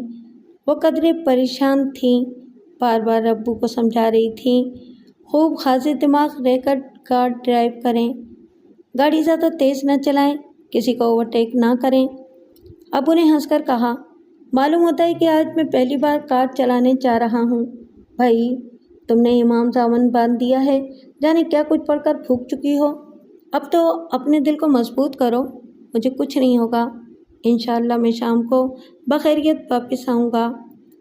वो कार में बैठकर चले गए। मैं दूर एक सीने पर बैठा देख रहा था। अम्मी ने मुझे घूर कर देखा, फिर मुझसे कुछ कहे बगैर नाराज़गी का इजहार करते हुए कोठी के अंदर चली गईं। उन्हें किसी तरह करार नहीं आ रहा था। आधे घंटे बाद उन्होंने दफ्तर फ़ोन किया। अब्बू ने जवाबन कहा, मैं खैरियत से हूँ और दफ्तर में काम कर रहा हूँ। 1 घंटे बाद अम्मी ने फिर फ़ोन किया। अब्बू ने कहा, भाई तुम खामखा परेशान हो रही हो, अब मुझे फ़ोन ना करना, मैं हैदराबाद जा रहा हूँ, आधी रात से पहले वापस आ जाऊँगा। अम्मी ने परेशान होकर पूछा, आप हैदराबाद क्यों जा रहे हैं? यह भी कोई पूछने की बात है? अरे कारोबारी मामलात हैं, अब मैं तुम्हें फ़ोन पर तो बता नहीं सकता। वापस आऊँगा तो तुम्हारे तमाम सवालों का जवाब दूँगा। अम्मी थोड़ी देर तक बातें करती रहीं। अब्बू इन्हें इत्मीनान दिलाते रहे। फिर इन्होंने रिसीवर रख दिया। दिन के 1 बजे अम्मी को एहसास हुआ कि आज उन्होंने मुझे नाश्ते के लिए भी नहीं पूछा था। वो फ़ौरन ही मेरे पास आईं और मुझे लिपटा कर रोने लगीं। कहने लगीं, बेटे ऐसी बातें ना किया करो, मेरा दिल बहुत कमज़ोर है। देखो तो मैंने तुम्हें गुस्से में नाश्ता करने के लिए भी नहीं पूछा। क्या तुमने कुछ खाया है? नहीं अम्मी, मुझे भूख लग रही है। आओ मैं तुम्हें अपने हाथों से खिलाऊंगी। उन्होंने मुझे अपने हाथों से खिलाया। जब खाना ख़त्म हो गया तो फ़ोन की घंटी बजने लगी। वो दौड़ते हुए फ़ोन के पास गईं, फिर रिसीवर उठाकर सुनने लगीं। सुनते सुनते अचानक ही इनके हाथ से रिसीवर छूटकर गिर पड़ा और वो चकराकर सोफे पर गिर पड़ी। चचा दौड़ते हुए आए। क्या हुआ भाभी? भाभी क्या हुआ? उन्होंने रिसीवर उठाकर हेलो करते हुए दूसरी तरफ की बातें सुनी। वो सुन रहे थे और मुझे घूर कर देख रहे थे। پھر انہوں نے ریسیور رکھ کر کہا، اس لڑکے کی زبان کالی ہے، بلکہ یہ آصف زدہ ہے، پاگل ہے۔ چچی جان نے امی کو ہوش میں لانے کی کوشش کرتے ہوئے پوچھا، آخر ہوا کیا ہے؟ ہونا کیا ہے؟ بھائی جان ایک حادثے میں ہلاک ہو گئے ہیں، سی ایم او نے حیرانی سے کہا۔ او گاڈ! تمہاری آپ بیتی سننے کی حد تک بڑی دلچسپ ہے، لیکن یقین کرنے کو جی نہیں چاہتا۔ تمہارے ابو کی موت کیسے واقع ہوئی تھی؟ بعد میں تحقیقات ہوئیں، ان کی کار سامنے سے آنے والے فوجی ٹرک سے ٹکرا گئی تھی۔ اگر کوئی دوسری گاڑی والے ہوتے تو ان پر الزام آ سکتا تھا کہ وہ جھوٹ بول رہے ہیں۔ ان فوجیوں کا بیان تھا کہ ابو کی گاڑی بے قابو ہو گئی تھی۔ بعد میں گاڑی کو چیک کرنے سے پتہ چلا ایک پہیے کے نٹ بولٹ شاید پہلے سے ڈھیلے تھے، وہ پہیہ نکلنا ہی چاہتا تھا، اسٹیئرنگ بہک رہا تھا، ایسے میں حادثہ پیش آ گیا۔ سی ایم او نے کہا، اگر تم ان دنوں 11 برس کے نہ ہوتے، تمہاری عمر کچھ زیادہ ہوتی تو تم پر الزام آ سکتا تھا کہ اس پہیے کے نٹ بولٹ تم نے ڈھیلے کیے ہیں، کیونکہ تم نے ہی ان کی موت کی پیشین گوئی کی تھی۔ جناب، عمر کم ہونے سے کیا ہوتا ہے؟ مجھ پر الزام تو آ ہی گیا، میں آگے چل کر بتاؤں گا کہ کیسے آیا۔ ابھی تو آپ میری داستان کو ترتیب سے سنیے، سائرہ نے چونک کر کہا۔ پاپا، ترتیب سے سنانے کی بات پر یاد آیا، آپ نے مجھ سے کہا تھا کہ ایک پاگل کی سب سے بڑی پہچان یہ ہے کہ اس کی زندگی میں، اس کی سوچ میں، اس کے عمل میں، اس کی باتوں میں کوئی ترتیب نہیں ہوتی۔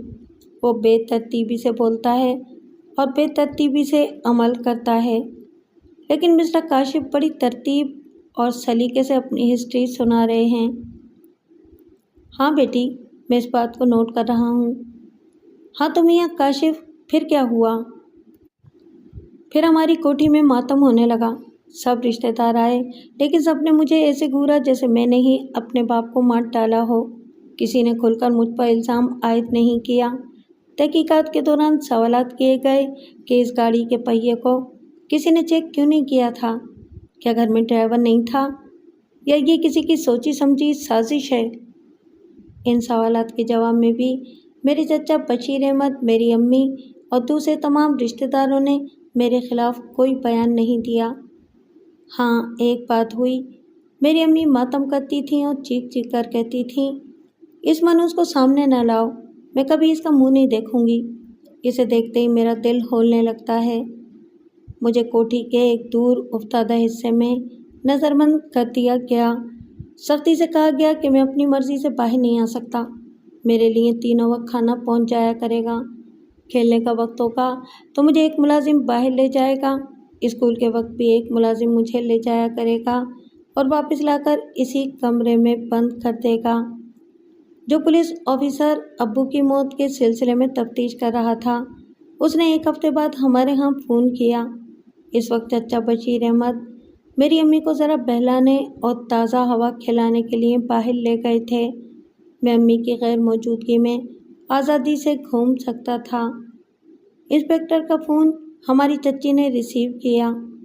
انسپکٹر پوچھ رہا تھا، میں نے سنا ہے کہ بیگم منیر احمد اپنے بیٹے سے نفرت کرتی ہیں، اس کا نام سنتے ہی ہذیانی انداز میں چیخنے لگتی ہیں۔ میں نے تو یہاں تک سنا ہے کہ اسے کہیں دور کسی کمرے میں بند رکھا جاتا ہے، اسے بیگم صاحبہ کے سامنے آنے کی اجازت نہیں ہے۔ میری چچی نے کہا، میں اس سلسلے میں کچھ کہہ نہیں سکتی، اس لیے کہ بیگم منیر احمد باہر تازہ ہوا کھانے گئی ہیں، تھوڑی دیر بعد آئیں گی۔ انسپکٹر نے کہا، میں شام کو خود آؤں گا اور بیگم صاحبہ سے باتیں کروں گا۔ امی باہر سے واپس آ گئیں۔ ان کی گاڑی کی آواز سنتے ہی مجھے پھر اسی کمرے میں لے جا کر بند کر دیا گیا۔ انہیں جب معلوم ہوا تو میرے چچا بشیر احمد نے کہا، یہ بڑی غلط بات ہوئی، بچے کو حبس بیجا میں رکھنے کا الزام ہم پر آئے گا۔ آپ کو کاشف کے ساتھ ایسا سلوک نہیں کرنا چاہیے۔ امی نے چیخ چیخ کر کہا، میں اس کی دشمن نہیں ہوں، لیکن وہ میرا دشمن ہے۔ ابھی اس نے میرے شوہر کو چھینا ہے، کل میری زندگی چھین لے گا۔ پولیس آفیسر آئے تو اسے صاف صاف کہہ دینا کہ وہ پاگل ہے، جنونی ہے، इस पर किसी का साया है। वो इंसानों में रहने के काबिल नहीं है। इसे पागल खाने भेज दिया जाए। मैं अपने कमरे में बंद दरवाजे से लगा इनकी बातें सुन रहा था।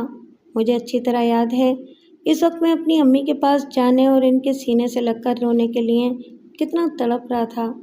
लेकिन इनकी नफरत भरी आवाज़, इनकी चीखों पुकार सुनकर सहम भी जाता था। मैं अक्सर दोपहर को खाने के बाद सो जाया करता था। अबू की मौत के बाद मेरी नींद उड़ गई थी। फिर भी मैंने इस रोज़ पलंग पर लेटे लेटे सोने की कोशिश की। दिल ही दिल में दुआ मांगता रहा कि अम्मी के दिल में मोहब्बत पैदा हो जाए और वो मुझे मनाने के लिए, मुझे प्यार करने के लिए मेरे कमरे में आ जाएं। जब मेरे दिल में कोई शदीद ख्वाहिश पैदा होती है तो ऐसे ही वक्त मेरी आंखों के सामने मुस्तकबिल का कोई मंजर दिखाई देता है। मेरी ख्वाहिश थी कि मैं अम्मी को देखूं, लेकिन कोशिश के बावजूद मेरे कानों में ना तो कोई आवाज़ आ रही थी और ना आइंदा पेश आने वाला कोई वाक़या मेरी आंखों के सामने चलती हुई फिल्म की तरह नज़र आ रहा था। मैं इसी कोशिश में था कि दरवाज़ा खुलने की आवाज़ सुनाई दी। मेरे दिल ने कहा, अम्मी आ रही हैं। मेरी दुआ कबूल हो चुकी है। मैंने फ़ौरन ही आंखें बंद कर लीं ताकि वो खुद आकर मुझे मनाएं। दरवाज़ा खुलने के बाद फिर दरवाज़ा बंद होने की आवाज़ सुनाई दी, लेकिन किसी के कदमों की आवाज़ सुनाई नहीं दे रही थी। मैंने दिल को समझाया कि अम्मी बहुत आहिस्ता चल रही हैं, इसलिए आहट सुनाई नहीं दे रही है। वो मेरे पास आ रही हैं। अब आते ही मेरे सर पर मोहब्बत से हाथ फेरेंगी, फिर मेरी पेशानी को बोसा देंगी और इसके बाद मुझे गले से लगा लेंगी। मेरा दिल अंदर ही अंदर मचल रहा था। अचानक किसी ने मेरे मुंह पर कपड़ा डाल दिया। मैंने आंखें खोली मगर दिखाई कोई नहीं दिया, क्योंकि किसी के मजबूत हाथ मेरी आंखों पर जमे हुए थे। इसी वक्त मेरे बाजू में हल्की सी चुभन महसूस हुई। मैंने चीखना चाहा, मगर अब दूसरा हाथ मेरे मुंह पर भी था। वो शायद 2 या 3 या ज़्यादा थे, क्योंकि सर से पाँव तक किसी न किसी ने मुझे पकड़ रखा था।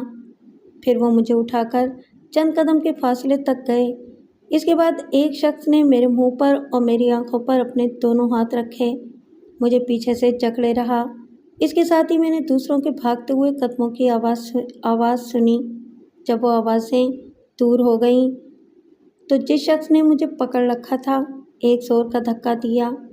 मैं लड़खड़ाता हुआ आगे जाकर गिरा। मैंने फ़ौरन ही अपने मुंह पर से कपड़ा हटाया। पलट कर देखा तो दरवाज़ा बंद हो चुका था। मैं कमरे में तन्हा था। कौन आया था, कौन गया था, किसने मेरे साथ ये सलूक किया था, मैं किसी को ना देख सका। मैंने महसूस किया कि मुझे गुस्सा आ रहा है। मैं उठकर दौड़ता हुआ दरवाजे पर आया। मैंने दरवाजे को एक लात मार दी, फिर अपने ही जोर में पीछे गिर पड़ा। फिर मैं उठा और दरवाजे को घूंसे मारने लगा। मेरे अंदर एक अजीब सा ही जान पैदा हो रहा था। मैं चीख रहा था, चिल्ला रहा था और दरवाजे को पीट रहा था। मैंने महसूस किया कि मेरी आंखें जल रही हैं और चेहरा भीग रहा है। मैंने अपनी आस्तीन से मुंह को साफ किया तो पता चला कि मेरे मुंह से झाग निकल रही है। इसके बाद मुझे कुछ होश ना रहा। जब मुझे होश आया तो मैंने खुद को एक अस्पताल के बिस्तर पर पाया। वहाँ एक मुलाजिम मौजूद था। मैं ज़्यादा तफसील में जाना नहीं चाहता। ये बता दूं कि ज़िंदगी में पहली बार मुझे वही इंजेक्शन लगाया गया था जिसके असर से एक तरह का हिजान पैदा हो जाता है। झुंझुलाहट तारी हो जाती है, गुस्सा रफ्ता रफ्ता बढ़ता जाता है और फिर मैं अजीब अजीब हरकतें करने लगता हूँ कि जिनका मुझे कोई एहसास नहीं होता। जब होश में आता हूँ तो ख़ुद को पुरसुकून पाता हूँ। साहिरा ने पूछा, तुम्हारे बाजू में वो इंजेक्शन क्यों लगाया गया था? मैं उस वक्त ठीक तरह समझ नहीं सका था। अब समझ सकता हूँ कि पुलिस ऑफिसर ने शाम को आने के लिए कहा था। शायद वो अम्मी से मालूम करना चाहता था कि वो मुझसे नफ़रत क्यों करती हैं और मेरे नाम से बेशत में क्यों मुब्तला हो जाती हैं। और अम्मी का बयान यही होता कि मैं पागल हूँ या आसेबज़दा हूँ। लिहाजा मेरे चचा ने मुझे नीम पागल साबित करने के लिए वो इंजेक्शन लगाया था। सायरा ने कहा, ज़रा ठहरो, तुम्हारी ज़िंदगी का ये बहुत ही अहम वाक़या है। यहीं से तुम्हारी तबाही का आगाज़ होता है। तुम्हें पागल साबित करने के लिए ऐसे इंजेक्शन लगाने की इब्तिदा हुई। क्या तुम पर वक्त से पहले इतने अहम वाक़ये का इंकिशाफ नहीं हुआ? काशिफ ने कहा, मैं अपनी या दूसरों की ज़िंदगी में पेश आने वाले हर वाक़ये को वक्त से पहले तसव्वुर में नहीं देख सकता। पता नहीं कुदरत का ये क्या राज है, मुझे हर बात नहीं मालूम होती।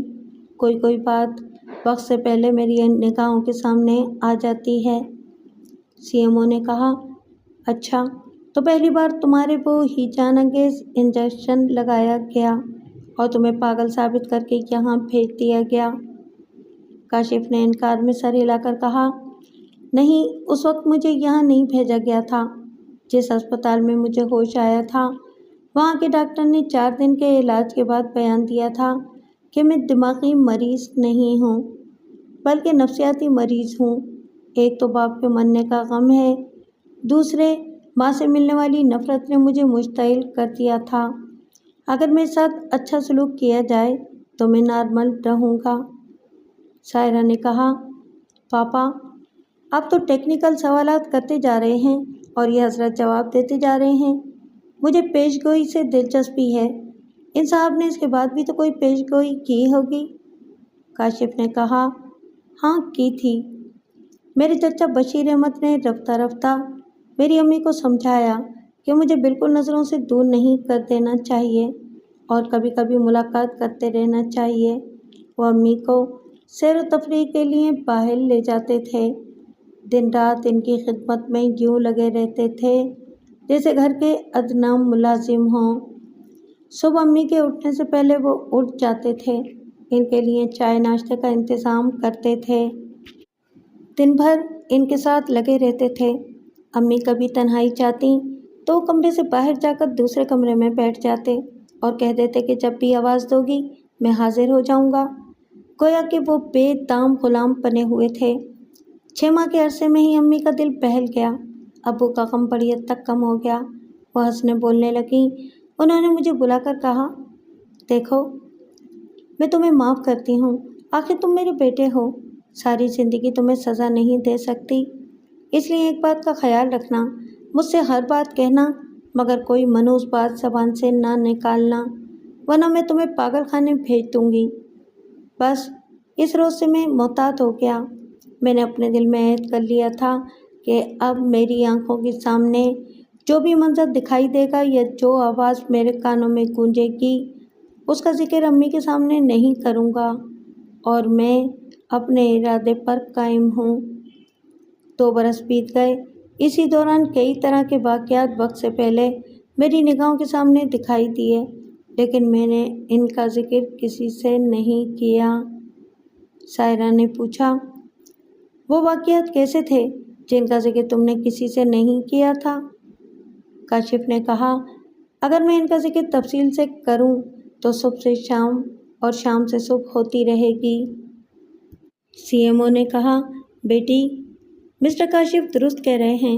मैं अपनी मसरूफियात छोड़कर यहाँ बैठा हुआ हूँ। बात इतनी अजीब है, इतनी दिलचस्प है और इतनी संगीन भी है कि अगर मैं इसकी तह में नहीं पहुँचूँगा तो मेरा ज़मीर मलामत करेगा। लिहाजा मिस्टर काशिफ को सिर्फ वही वाक़यात सुनाने दो जिनका ताल्लुक़ पागल खाने तक पहुँचने से है। और नो पापा, वो ज़िद करने लगी। इसके पापा ने कहा, बेटी, अगर तुम सारी बातें तफसील से सुनना चाहती हो तो मैं तुम्हें इसका मौका दूंगा। आज ना सही, कल आकर सुन लेना। हाँ, तो मिस्टर काशिफ, अपना बयान जारी रखो। काशिफ ने फिर कहना शुरू किया, मैं 2 बरस तक बड़े सब से काम लेता रहा।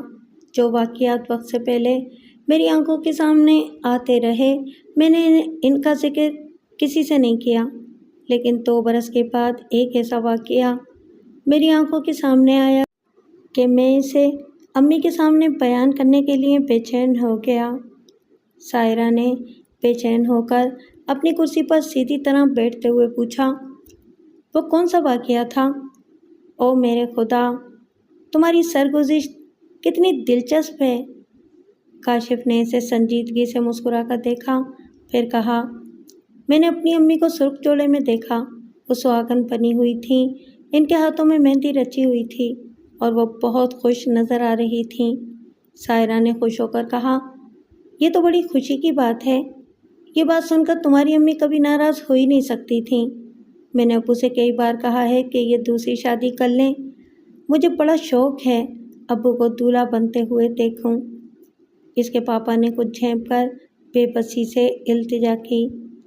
ساحرہ پلیز چپ رہو، اسے کچھ کہنے دو۔ وہ چپ رہی۔ کاشف نے کہا امی اور چچا بشیر احمد ڈرائنگ روم میں بیٹھے ہوئے تھے۔ میں ان کے پاس آ کر کھڑا ہو گیا۔ امی نے پوچھا کیا بات ہے؟ امی میں آپ کا حکم ماننے لگا ہوں، آپ جو کہتی ہیں اس پر عمل کرتا ہوں۔ آپ نے کہا تھا کہ کبھی کوئی منحوس بات زبان سے نہ نکالنا۔ میں نے ایسا پھر کبھی نہیں کیا اور نہ آئندہ کروں گا۔ امی نے خوش ہو کر کہا شاباش، اچھے بچے اسی طرح بڑوں کی باتیں مانتے ہیں۔ لیکن امی میں کوئی خوشخبری تو سنا سکتا ہوں۔ میری بات سنتے ہی وہ دونوں چونک گئے۔ دونوں نے ایک دوسرے کو دیکھا۔ پھر چچا بشیر احمد نے کہا میرا خیال ہے کہ وکیل ہمیں جائیداد کے سلسلے میں کوئی بہت اچھی خبر سنانے والا ہے اور یہ لڑکا پھر اسی طرح کی پیش گوئی کرنے والا ہے۔ امی نے کہا اگر ایسی بات ہے تو کوئی حرج نہیں۔ پھر انہوں نے مجھے مخاطب کرتے ہوئے کہا دیکھو بیٹے، اگر واقعی وہ خوشخبری ہے تو ہمیں سناؤ۔ میں نے کہا میں نہیں جانتا کہ وکیل صاحب کون سی اچھی خبر سنانے والے ہیں، لیکن میں ایسی خبر سناؤں گا جس سے اچھی کوئی دوسری خبر ہو ہی نہیں سکتی۔ امی نے بے چین ہو کر پوچھا اب بتا بھی دو۔ میں نے دونوں ہاتھوں سے تالی بجائی اور خوش ہو کر کہا امی آپ دلہن بنیں گی۔ کیا؟ امی چیخ پڑیں۔ ایک دم سے پریشان ہو کر پوچھا یہ کیا بکواس کر رہے ہو؟ ایسا کہتے ہوئے انہوں نے چچا بشیر کی طرف دیکھا۔ چچا بھی بوکھلا گئے تھے۔ انہوں نے صوفے پر پہلو بدلتے ہوئے کہا تم گدھے ہو، تمہاری امی بیوہ ہیں، ان کی شادی تمہارے ابو سے ہوئی تھی، اب یہ کسی سے شادی نہیں کریں گی۔ میں نے کہا یہ تو میں نہیں جانتا کہ بیوہ کی شادی ہوتی ہے یا نہیں، لیکن امی دلہن بنیں گی اور شادی کریں گی۔ امی ایک دم سے اچھل کر کھڑی ہو گئیں۔ پھر میری طرف ہاتھ بڑھا کر کہا میں تیری زبان کھینچ لوں گی، آئندہ تو کسی کے متعلق پیش گوئی نہیں کرے گا۔ میں ان سے دور بھاگ کر ایک صوفے کے پیچھے چلا گیا۔ چچا بشیر احمد نے میری امی سے کہا غصے سے کام نہیں چلے گا، اگر یہ بات باہر گئی یا کسی طرح وکیل صاحب کے کانوں تک پہنچی تو تم بھائی صاحب کے کاروبار اور اس کی آمدنی سے محروم ہو جاؤ گی۔ پھر انہوں نے محبت بھرے لہجے میں مجھے مخاطب کیا بیٹے کاشف یہاں آؤ، تمہاری امی تمہیں نہیں ماریں گی۔ بھائی تمہارا قصور بھی کیا ہے؟ تمہارے دماغ میں جو بات آئی وہ تم نے کہہ دی۔ آؤ تم بہت اچھے بیٹے ہو۔ میں آہستہ آہستہ چلتا ہوا ان کے پاس پہنچ گیا۔ انہوں نے اپنے پاس محبت سے بٹھایا، پھر میرے سر پر ہاتھ پھیرتے ہوئے پوچھا تم نے یہ بات اور کس کو بتائی ہے؟ میں نے کہا کسی کو نہیں۔ میں نے امی سے وعدہ کیا تھا کہ چاہے کیسی ہی بات کیوں نہ ہو میں کسی کو نہیں بتاؤں گا۔ شاباش، تم بہت اچھے بیٹے ہو۔ دیکھو خاص طور پر اپنی چچی کو نہ بتانا، اور وکیل صاحب جو ہمارے ہاں آتے ہیں ان کے سامنے تو بالکل ذکر نہ کرنا۔ چچا جان میں وعدہ کرتا ہوں کسی سے ذکر نہیں کروں گا۔ میں نے آج بھی امی سے اجازت لینے کے بعد یہ بات کہی تھی، آئندہ اجازت ملے گی تب بھی نہیں کہوں گا۔ امی نے غصے اور نفرت سے کہا ارے تم کیا نہیں کہو گے؟ تم تو پیٹ کے ہلکے ہو، کسی سے بھی کہہ سکتے ہو۔ میں کہتی ہوں بشیر یہ لڑکا مجھے جینے نہیں دے گا، خدا کی پناہ۔ ادھر ابھی کوئی بات ہوتی بھی نہیں ہے کہ پہلے ہی اس کی زبان پر آ جاتی ہے۔ اس پر آصف کا سایہ ہے، مجھے اس سے ڈر لگتا ہے، یہ جب تک یہاں رہے گا میں کبھی سکون سے نہیں رہ سکوں گی۔ چچا بشیر نے تبھی زبان سے ان کے قریب ہو کر کہا میں اسی لیے کہہ رہا تھا اسے کچھ دنوں کے لیے پاگل خانے بھیج دو، وہاں اس کا علاج ہوگا، پاگلوں کے درمیان رہ کر اس کا سارا آصف اتر جائے گا۔ جیسا تم بہتر سمجھتے ہو کرو، مگر اس سے میرا پیچھا چھڑا دو، بس اتنا خیال رکھنا کہ اسے کوئی جانی نقصان نہ پہنچے۔ میں نادان نہیں ہوں، تمہاری ممتا کو سمجھتا ہوں۔ ہزار نفرت کرنے کے باوجود تم اس سے محبت کرتی ہو۔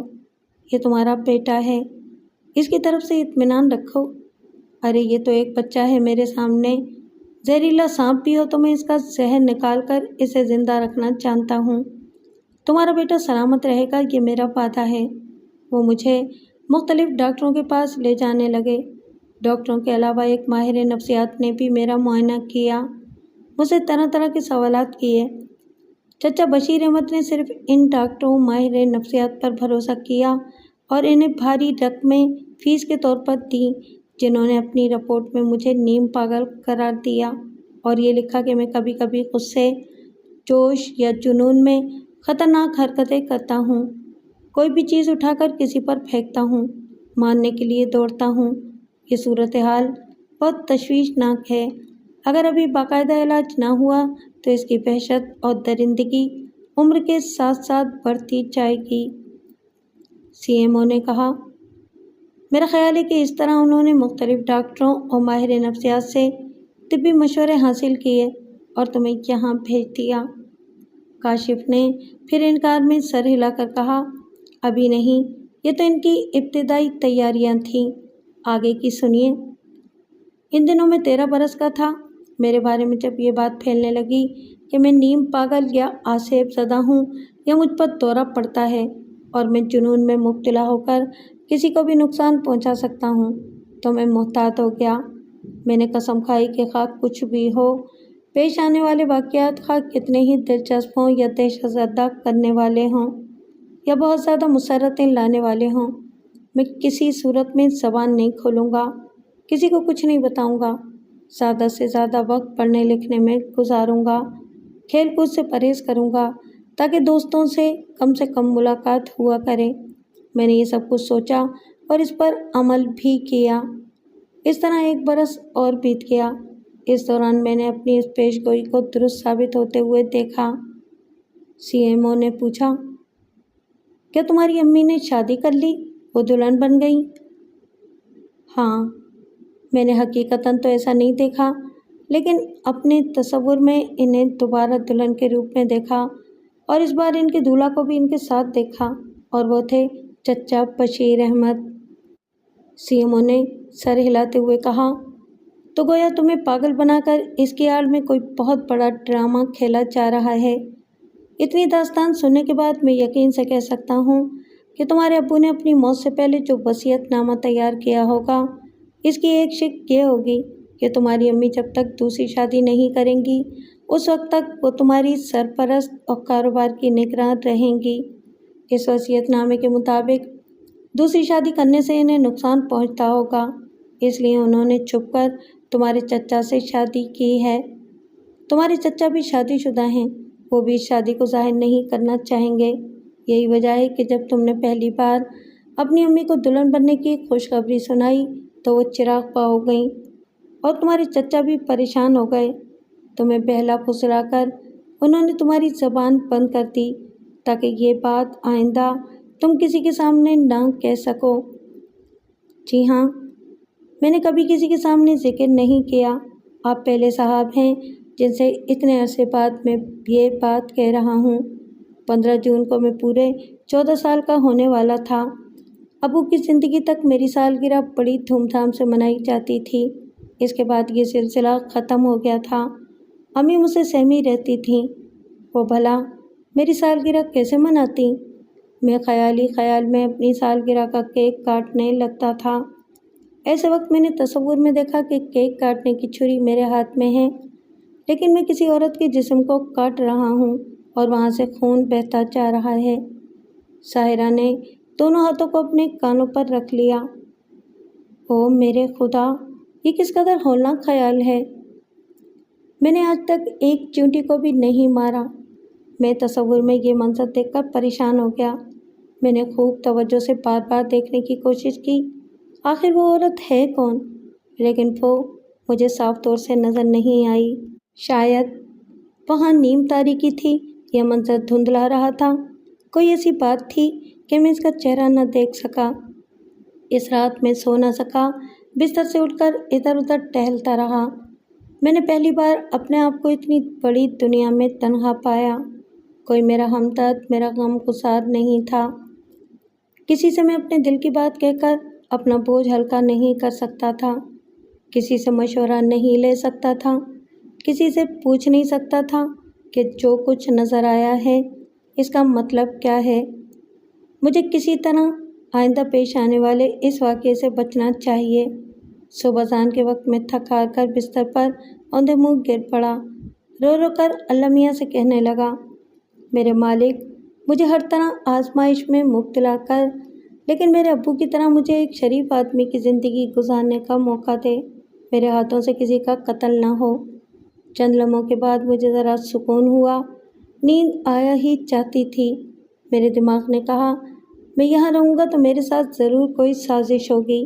ابو کی حادثاتی موت پر مجھے شبہ کی نظروں سے دیکھا گیا تھا، لیکن اس بار کسی کا قتل ہوا تو مجھے جنونی قاتل ٹھہرایا جائے گا۔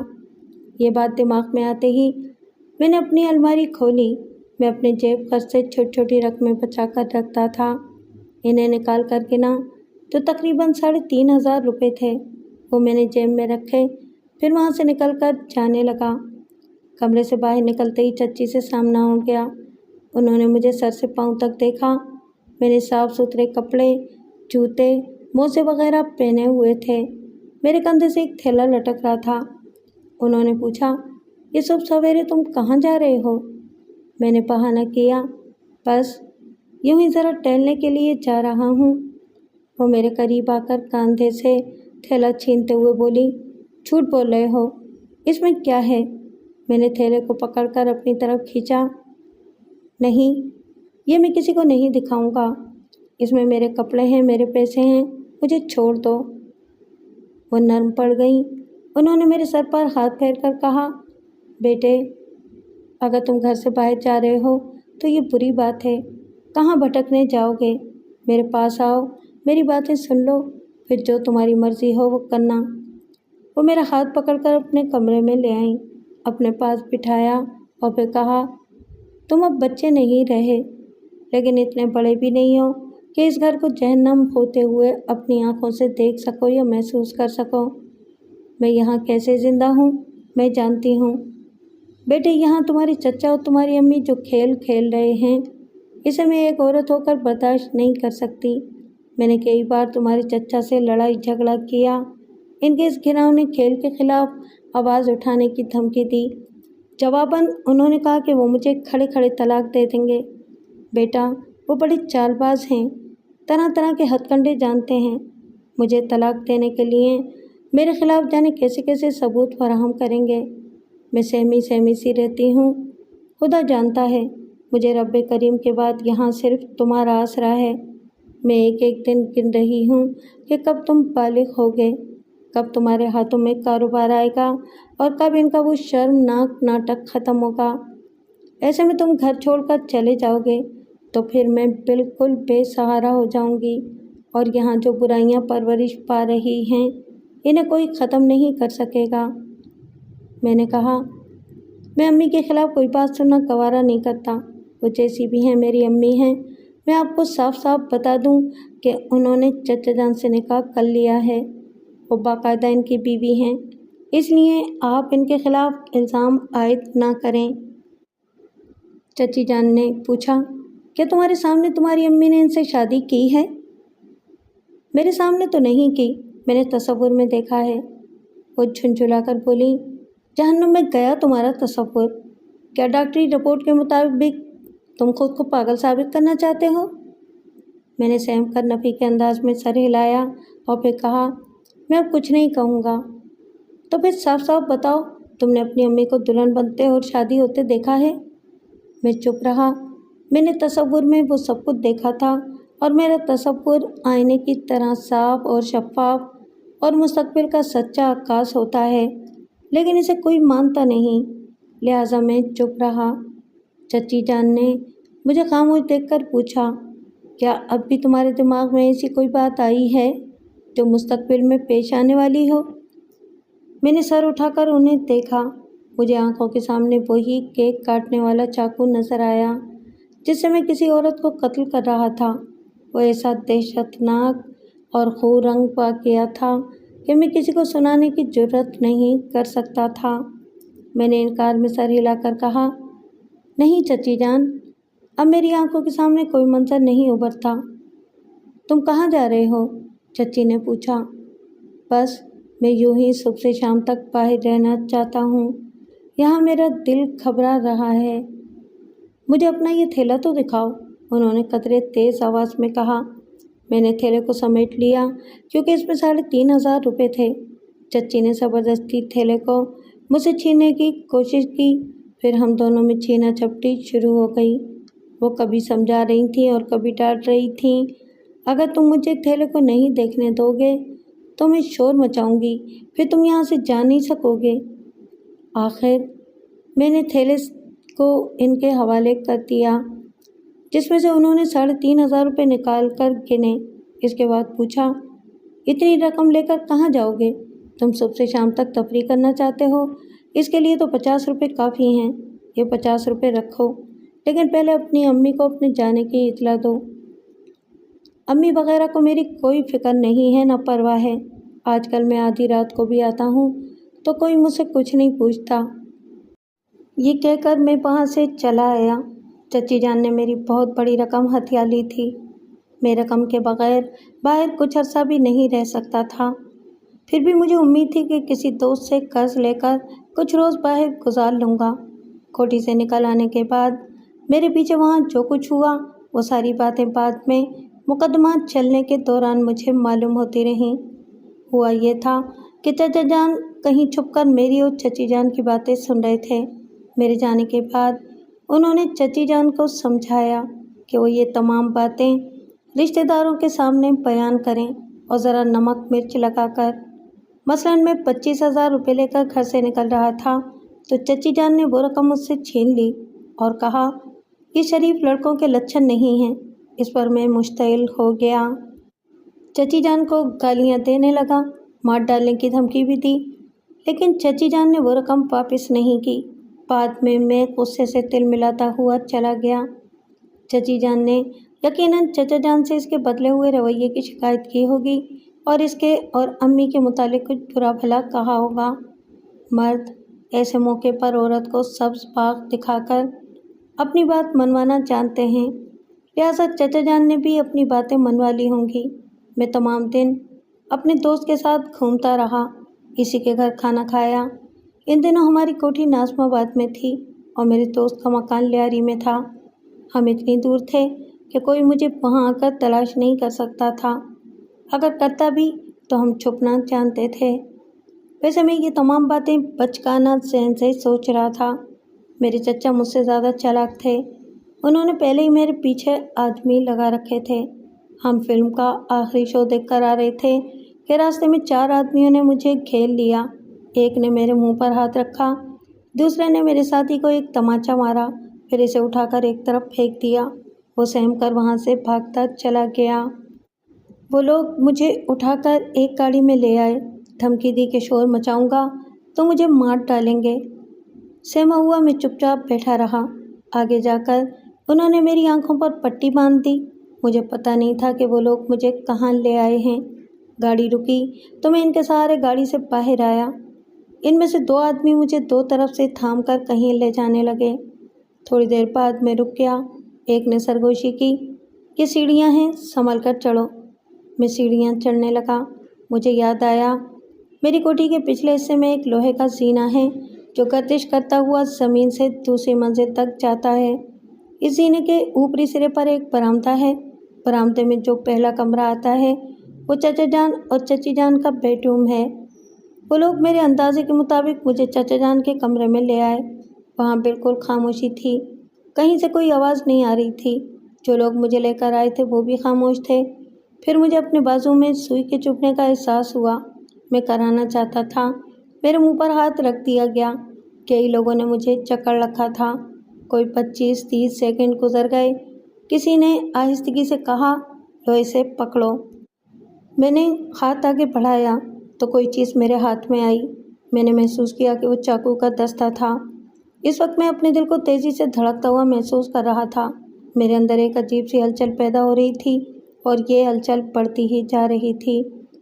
اس وقت تک سب نے مجھے چھوڑ دیا تھا، صرف ایک پہلوان نما مضبوط آدمی نے مجھے تھام رکھا تھا۔ تھوڑی دیر بعد اس نے میری آنکھوں سے پٹی کھولی، پھر مجھے آگے دھکیل کر وہاں سے چلا گیا۔ میں جس چیز پر گرا وہ ایک عورت کا جسم تھا جو خون سے لت پت تھی۔ میں نے سر اٹھا کر دیکھا، مجھے چچی جان کا چہرہ نظر آیا۔ وہ چاروں شانے چت پڑی ہوئی تھیں، ان کے دل کی جگہ سے ابھی تک خون رس رہا تھا، اور وہ چاقو اب میرے ہاتھ میں تھا۔ میں نے چیخ کر کہا، نہیں نہیں۔ میں اس سے زیادہ نہ چیخ سکا۔ شاید اس انجیکشن کا اثر تھا کہ میرے منہ سے کف نکلنے لگا۔ میں آواز نکالنا چاہتا تھا مگر لرز رہا تھا۔ میں وہاں سے اٹھ کر دوڑتا ہوا دروازے کے پاس آیا۔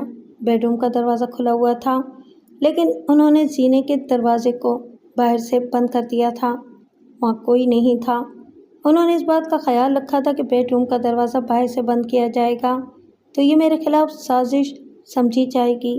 انہوں نے قتل کے اس منصوبے میں کوئی خامی نہیں چھوڑی تھی۔ کاش میں اس وقت ہوش و حواس میں رہتا۔ میں سینے کے بند دروازے سے پلٹ کر پھر دوڑتا ہوا چچی جان کی لاش کے پاس آیا۔ اس وقت تک مجھ میں اتنی سمجھ تھی کہ میں دوڑ رہا ہوں، بھاگ رہا ہوں، اور جو کچھ میں وقت سے پہلے دیکھ چکا تھا وہ بھی میری نظروں کے سامنے آ گیا ہے، لیکن میں نے ابھی تک چچی جان کے جسم پر قاتلانہ حملہ نہیں کیا تھا۔ تھوڑی دیر بعد مجھے ہوش نہیں رہا۔ ایسے ہی وقت میرے مخالفوں کا بیان ہے کہ میں جنون کی حالت میں ان کے جسم پر چاقو سے پے در پے وار کر رہا تھا۔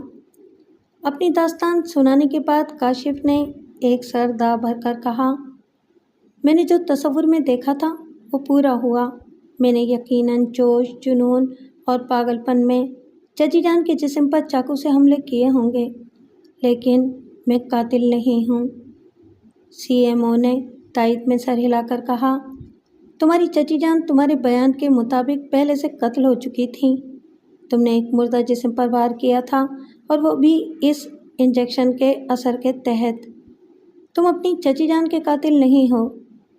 وہ خوش ہو کر بولا، جناب آپ پہلے شخص ہیں جنہوں نے مجھے بے گناہ کہا ہے، اور شاید آپ مجھے پاگل بھی نہیں سمجھتے ہیں۔ فی الحال نہیں سمجھ رہا ہوں۔ میں تمہارے متعلق مزید تحقیقات کروں گا، لیکن میں یک طرفہ بیان سن کر تمہارے بارے میں کسی آخری نتیجے پر پہنچنا نہیں چاہتا۔ تمہاری اس فائل میں کیا لکھا ہوا ہے یہ پڑھنا بھی بے حد ضروری ہے۔ بے شک آپ اس کا مطالعہ کریں، لیکن اس فائل میں وہی ہوگا جو یہاں کے ڈاکٹر، انسپکٹر اور وارڈن چاہتے ہیں۔ اس فائل میں عدالتی فیصلے کے علاوہ باقی جو کچھ بھی یہاں کے ڈاکٹر اور دوسرے عہدیداروں نے لکھا ہے وہ میرے چچا جان کے احسانات تلے دب کر لکھا ہے۔ یقیناً وہ انہیں بھاری رقوم ادا کرتے رہے ہیں۔ چیف میڈیکل آفیسر فائل کھول کر اس حصے کو پڑھنے لگا جہاں عدالت کا فیصلہ منسلک کیا گیا تھا۔ سائرہ نے کاشف سے پوچھا، تم نے کہاں تک تعلیم حاصل کی ہے؟ جب میں یہاں پہنچایا گیا تھا تو اس وقت 8ویں جماعت میں پڑھتا تھا اور ہر سال اول آتا تھا۔ سی ایم او نے فائل پر سے نظر ہٹا کر اپنی بیٹی سے کہا، ہیئر از دا پوائنٹ بیٹی، اس پوائنٹ کو یاد رکھنا۔ ایک لڑکا جسے پاگل کہا جاتا ہے، جس پر دورہ پڑنے کے ثبوت فراہم کیے جاتے ہیں، وہ اس قدر ذہین کیسے ہو سکتا ہے کہ ہر سال ہر کلاس میں اول آیا کرے؟ میں اس پوائنٹ کو یاد رکھوں گی، اور بھی بہت سی باتیں میرے دماغ میں ہیں۔ پہلے آپ اس فائل کو اسٹڈی کر لیں۔ پھر اس نے کاشف سے کہا، سوری، میں نے وہاں سلاخوں کے پیچھے تمہیں پاگل اور اپنے سے کمتر سمجھ کر تمہاری توہین کی تھی۔ I am sorry. کاشف نے خوش ہو کر کہا، کوئی بات نہیں، مجھے تو اتنی خوشی ہو رہی ہے جیسے واقعی نئی زندگی مل رہی ہو۔ تقریباً 4 برس سے یہاں میرا کوئی ہمدرد نہیں آیا۔ آپ لوگوں کو پا کر مجھے یقین ہو رہا ہے کہ میرے دن پھرنے والے ہیں اور مجھے یہاں سے رہائی بھی ملنے والی ہے۔ تھوڑی دیر بعد سی ایم او نے کہا، عدالت نے فیصلہ سنایا تھا کہ تم نے ہوش و حواس میں رہ کر اپنی چچی کو قتل نہیں کیا تھا، چونکہ انہوں نے تم سے 25,000 روپے چھین کر رکھ لیے تھے، اس لیے تم غصے اور انتقام کے جوش میں بھرے ہوئے تھے۔ پھر یہ کہ رات کو تم پر اسی طرح کا دورہ پڑا اور تم جنونی انداز میں ان کے بیڈ روم میں داخل ہوئے اور پے در پے چاقو سے حملہ کر کے انہیں مار ڈالا۔ तुम्हारी अम्मी और तुम्हारे चचा की तरफ से जो वकील मुकर्रर किया गया था, उसने ये कहकर तुम्हें सजाए मौत से बचा लिया कि तुम पागल हो और तुम पर ऐसे जुनूनी दौरे पड़ते हैं। इसके सबूत में बहुत से डॉक्टरों और माहिरीन ने नफ्सियात के तहरीरी बयानात पेश किए गए थे। सीएमओ ने फाइल का एक वर्क उलटते हुए कहा, अदालत ने फैसला सुनाया था कि तुम्हें पागल खाने में 1 साल तक अंडर ऑब्जर्वेशन रखा जाएगा। डॉक्टरों के ज़रिए तुम्हें रिपोर्ट हासिल की जाती रहेगी। अगर वो रिपोर्ट तुम्हारे हक़ में हुई कि तुम वाकई पागल हो और तुम पर अक्सर जुनूनी दौरे पड़ते हैं, तो तुम्हारे खिलाफ मुकदमे को खारिज कर दिया जाएगा। फिर तुम्हारी वालदा और दीगर सरपरस्तों पर ये जिम्मेदारी आयद की जाएगी कि किसी अच्छे दिमागी अस्पताल में तुम्हारा बाकायदा इलाज कराया जाए और इसकी रिपोर्ट बाकायदा मुतल्लिका शोबे को पहुंचाई जाए। बहरहाल अदालत की तरफ से यहाँ बहुत सी हिदायत दर्ज हैं। इतना तो समझ में आ गया कि 4 बरस पहले तुम्हें सिर्फ 1 वर्ष के लिए अंडर ऑब्जर्वेशन रखा गया था, लेकिन मज़ीद 3 बरस गुजार दिए गए। यकीनन तुम्हारे खिलाफ बड़ी गहरी साजिशें हो रही हैं। सायरा ने कहा, पापा, काशिफ के बयान के मुताबिक जब भी यहाँ कोई बड़ा ऑफिसर आता है तो इसे वही जान अंगेज़ इंजेक्शन लगा दिया जाता है, जिससे हर आने वाला ऑफिसर यही रिपोर्ट लिख देता है कि इस पर दौरे पड़ते हैं और ये दूसरे आम लोगों के साथ नहीं रह सकता, और रहेगा तो ख़तरा बन सकता है। सीएमओ ने मेज़ पर रखी हुई घंटी बजाई। घंटी की आवाज़ गूंजते ही दरवाज़ा खुला और सबके सब दौड़ते हुए अंदर आते चले गए। अफसरों के अलावा सिपाहियों की भी भीड़ लग गई। सीएमओ ने इन्हें देखते हुए हैरानी से पूछा, क्या मैंने 1 घंटी बजाकर पूरे अमले को बुलाया है? पहले तो वो सब चौंक गए। फिर इंस्पेक्टर ने सिपाहियों को डांट कर कहा, बाहर जाओ। वो लोग बाहर चले गए। सिर्फ इंस्पेक्टर, वार्डन और डॉक्टर रह गए। सीएमओ ने कहा, आप लोग तशरीफ़ रखें और अपनी मालूमात और मुशाहिदात के मुताबिक काशिफ के मुतालिक मुझे बताएं। वो तीनों बैठ गए। सीएमओ ने अपनी साहबजादी को देखते हुए पूछा, सायरा, क्या तुम्हें ये नौजवान पागल लगता है? सायरा ने कहा, हरगिज़ नहीं पापा। खूब सोच समझ कर जवाब देना। अगर मैं कहूँ कि तुम इसकी होशमंदी का सबूत दो तो क्या कोई सबूत दे सकोगी? अगर मेरे बस में कोई सबूत हुआ तो ज़रूर पेश करूँगी। तो बेटी, ऐसा करो, मैं यहाँ इन अफसरों से ज़रूरी बातें कर रहा हूँ। तुम काशिफ के साथ बाहर जाओ और पागल खाने की सैर करो, लेकिन तुम्हारे और काशिफ के अलावा तुम्हारे आसपास किसी को नहीं होना चाहिए। वार्डन ने हैरानी से पूछा, जनाब, क्या वाकई आप मिस साहिबा को काशिफ के साथ बाहर भेज रहे हैं? हाँ, अभी मैंने यही कहा है। आपको कोई एतराज़ है? जी, मैं भला क्या एतराज़ कर सकता हूँ, लेकिन इसे कभी कभी दौरा पड़ता है। जब वही जान अंगेज़ इंजेक्शन नहीं लगाया जाएगा तो दौरा कैसे पड़ेगा? वो तीनों चौंक गए। उन्होंने घूर कर काशिफ को देखा, फिर सीएमओ की तरफ देखकर कुछ कहना चाहते थे कि वो दरमियान में बोल पड़ा, मेरी साहबजादी काशिफ के साथ इसी पागल खाने के अहाते में घूमती फिरती रहेगी और यही देखती रहेगी कि कोई इसे इंजेक्शन लगाता है या नहीं। अगर इंजेक्शन नहीं लगाया गया तो ये जुनून में मुब्तला नहीं होगा। इस तरह इस फाइल में काशिफ के मुतालिक जितनी भी रिपोर्टें हैं वो सब गलत साबित हो जाएंगी। डॉक्टर ने कहा, जनाब, ये कोई ज़रूरी नहीं है कि ये अभी मिस साहिबा के साथ कहीं घूमने फिरने जाए और वापसी तक इस पर दौरा ज़रूर पड़े। इसके जुनून में मुब्तला होने का कोई वक्त तो मुकर्रर नहीं है। कोई भी जज्बाती लम्हा या कोई ऐसा वक्त जबकि इसे किसी बात पर गुस्सा आ जाए तो ये जुनून में मुब्तला हो सकता है। इस फाइल की रिपोर्ट बताएगी कि कितने वक्फे से इस पर जुनून तारी होता है। डॉक्टर ने कहा, जी हाँ, इस फाइल के मुताबिक इसे हफ्ते में 1 बार दौरा ज़रूर पड़ता है। पिछला दौरा कब पड़ा था? सीएमओ ने पूछा। यही कोई 4 दिन पहले, जवाबन डॉक्टर ने कहा। इसका मतलब यह है कि 3 दिन बाद फिर दौरा पड़ेगा। जी हाँ, आप किसी वक्त भी यहाँ आकर देख लें या आपको बदतरीन और ख़तरनाक किस्म का पागल नजर आएगा। इसने अब तक जो संजीदगी से गुफ्तगू की होगी इसका पोल खुल जाएगा। सीएमओ ने पूछा, यानी तुम्हारे बयान के मुताबिक 3 या 4 दिन या ज़्यादा से ज़्यादा 6 दिन के अंदर इस पर दौरा पड़ सकता है? इंस्पेक्टर पार्टान और डॉक्टर ने बैक आवाज़ में कहा, जी हाँ। अच्छा, तो मैं 6 दिन तक इंतज़ार करूँगा। सायरा, तुम काशिफ के साथ बाहर न जाओ। सायरा ने कहा, लेकिन पापा, 6 दिन में काशिफ के साथ जो सलूक किया जाएगा वो। सीएमओ ने बात काट कर कहा, मैंने सब कुछ सोच लिया है, ज़रा सब्र से काम लो। इसने ब्रीफकेस को उठाकर इसे मेज़ पर रखा, फिर इसे खोलकर अपना एक मखसूस लेटर पैड निकालकर कुछ लिखने लगा। वो सब खामोश थे और इसे बगौर देख रहे थे। थोड़ी देर में इसने इस लेटर पैड से एक सफ़ा फाड़कर अलग करते हुए डॉक्टर पार्टान और इंस्पेक्टर को मुखातिब किया, मैं मिस्टर काशिफ को अपने साथ ले जा रहा हूँ। ये बात ऐसी थी कि वो तीनों ही चौंक पड़े। इन पर बिजली सी गिर पड़ी।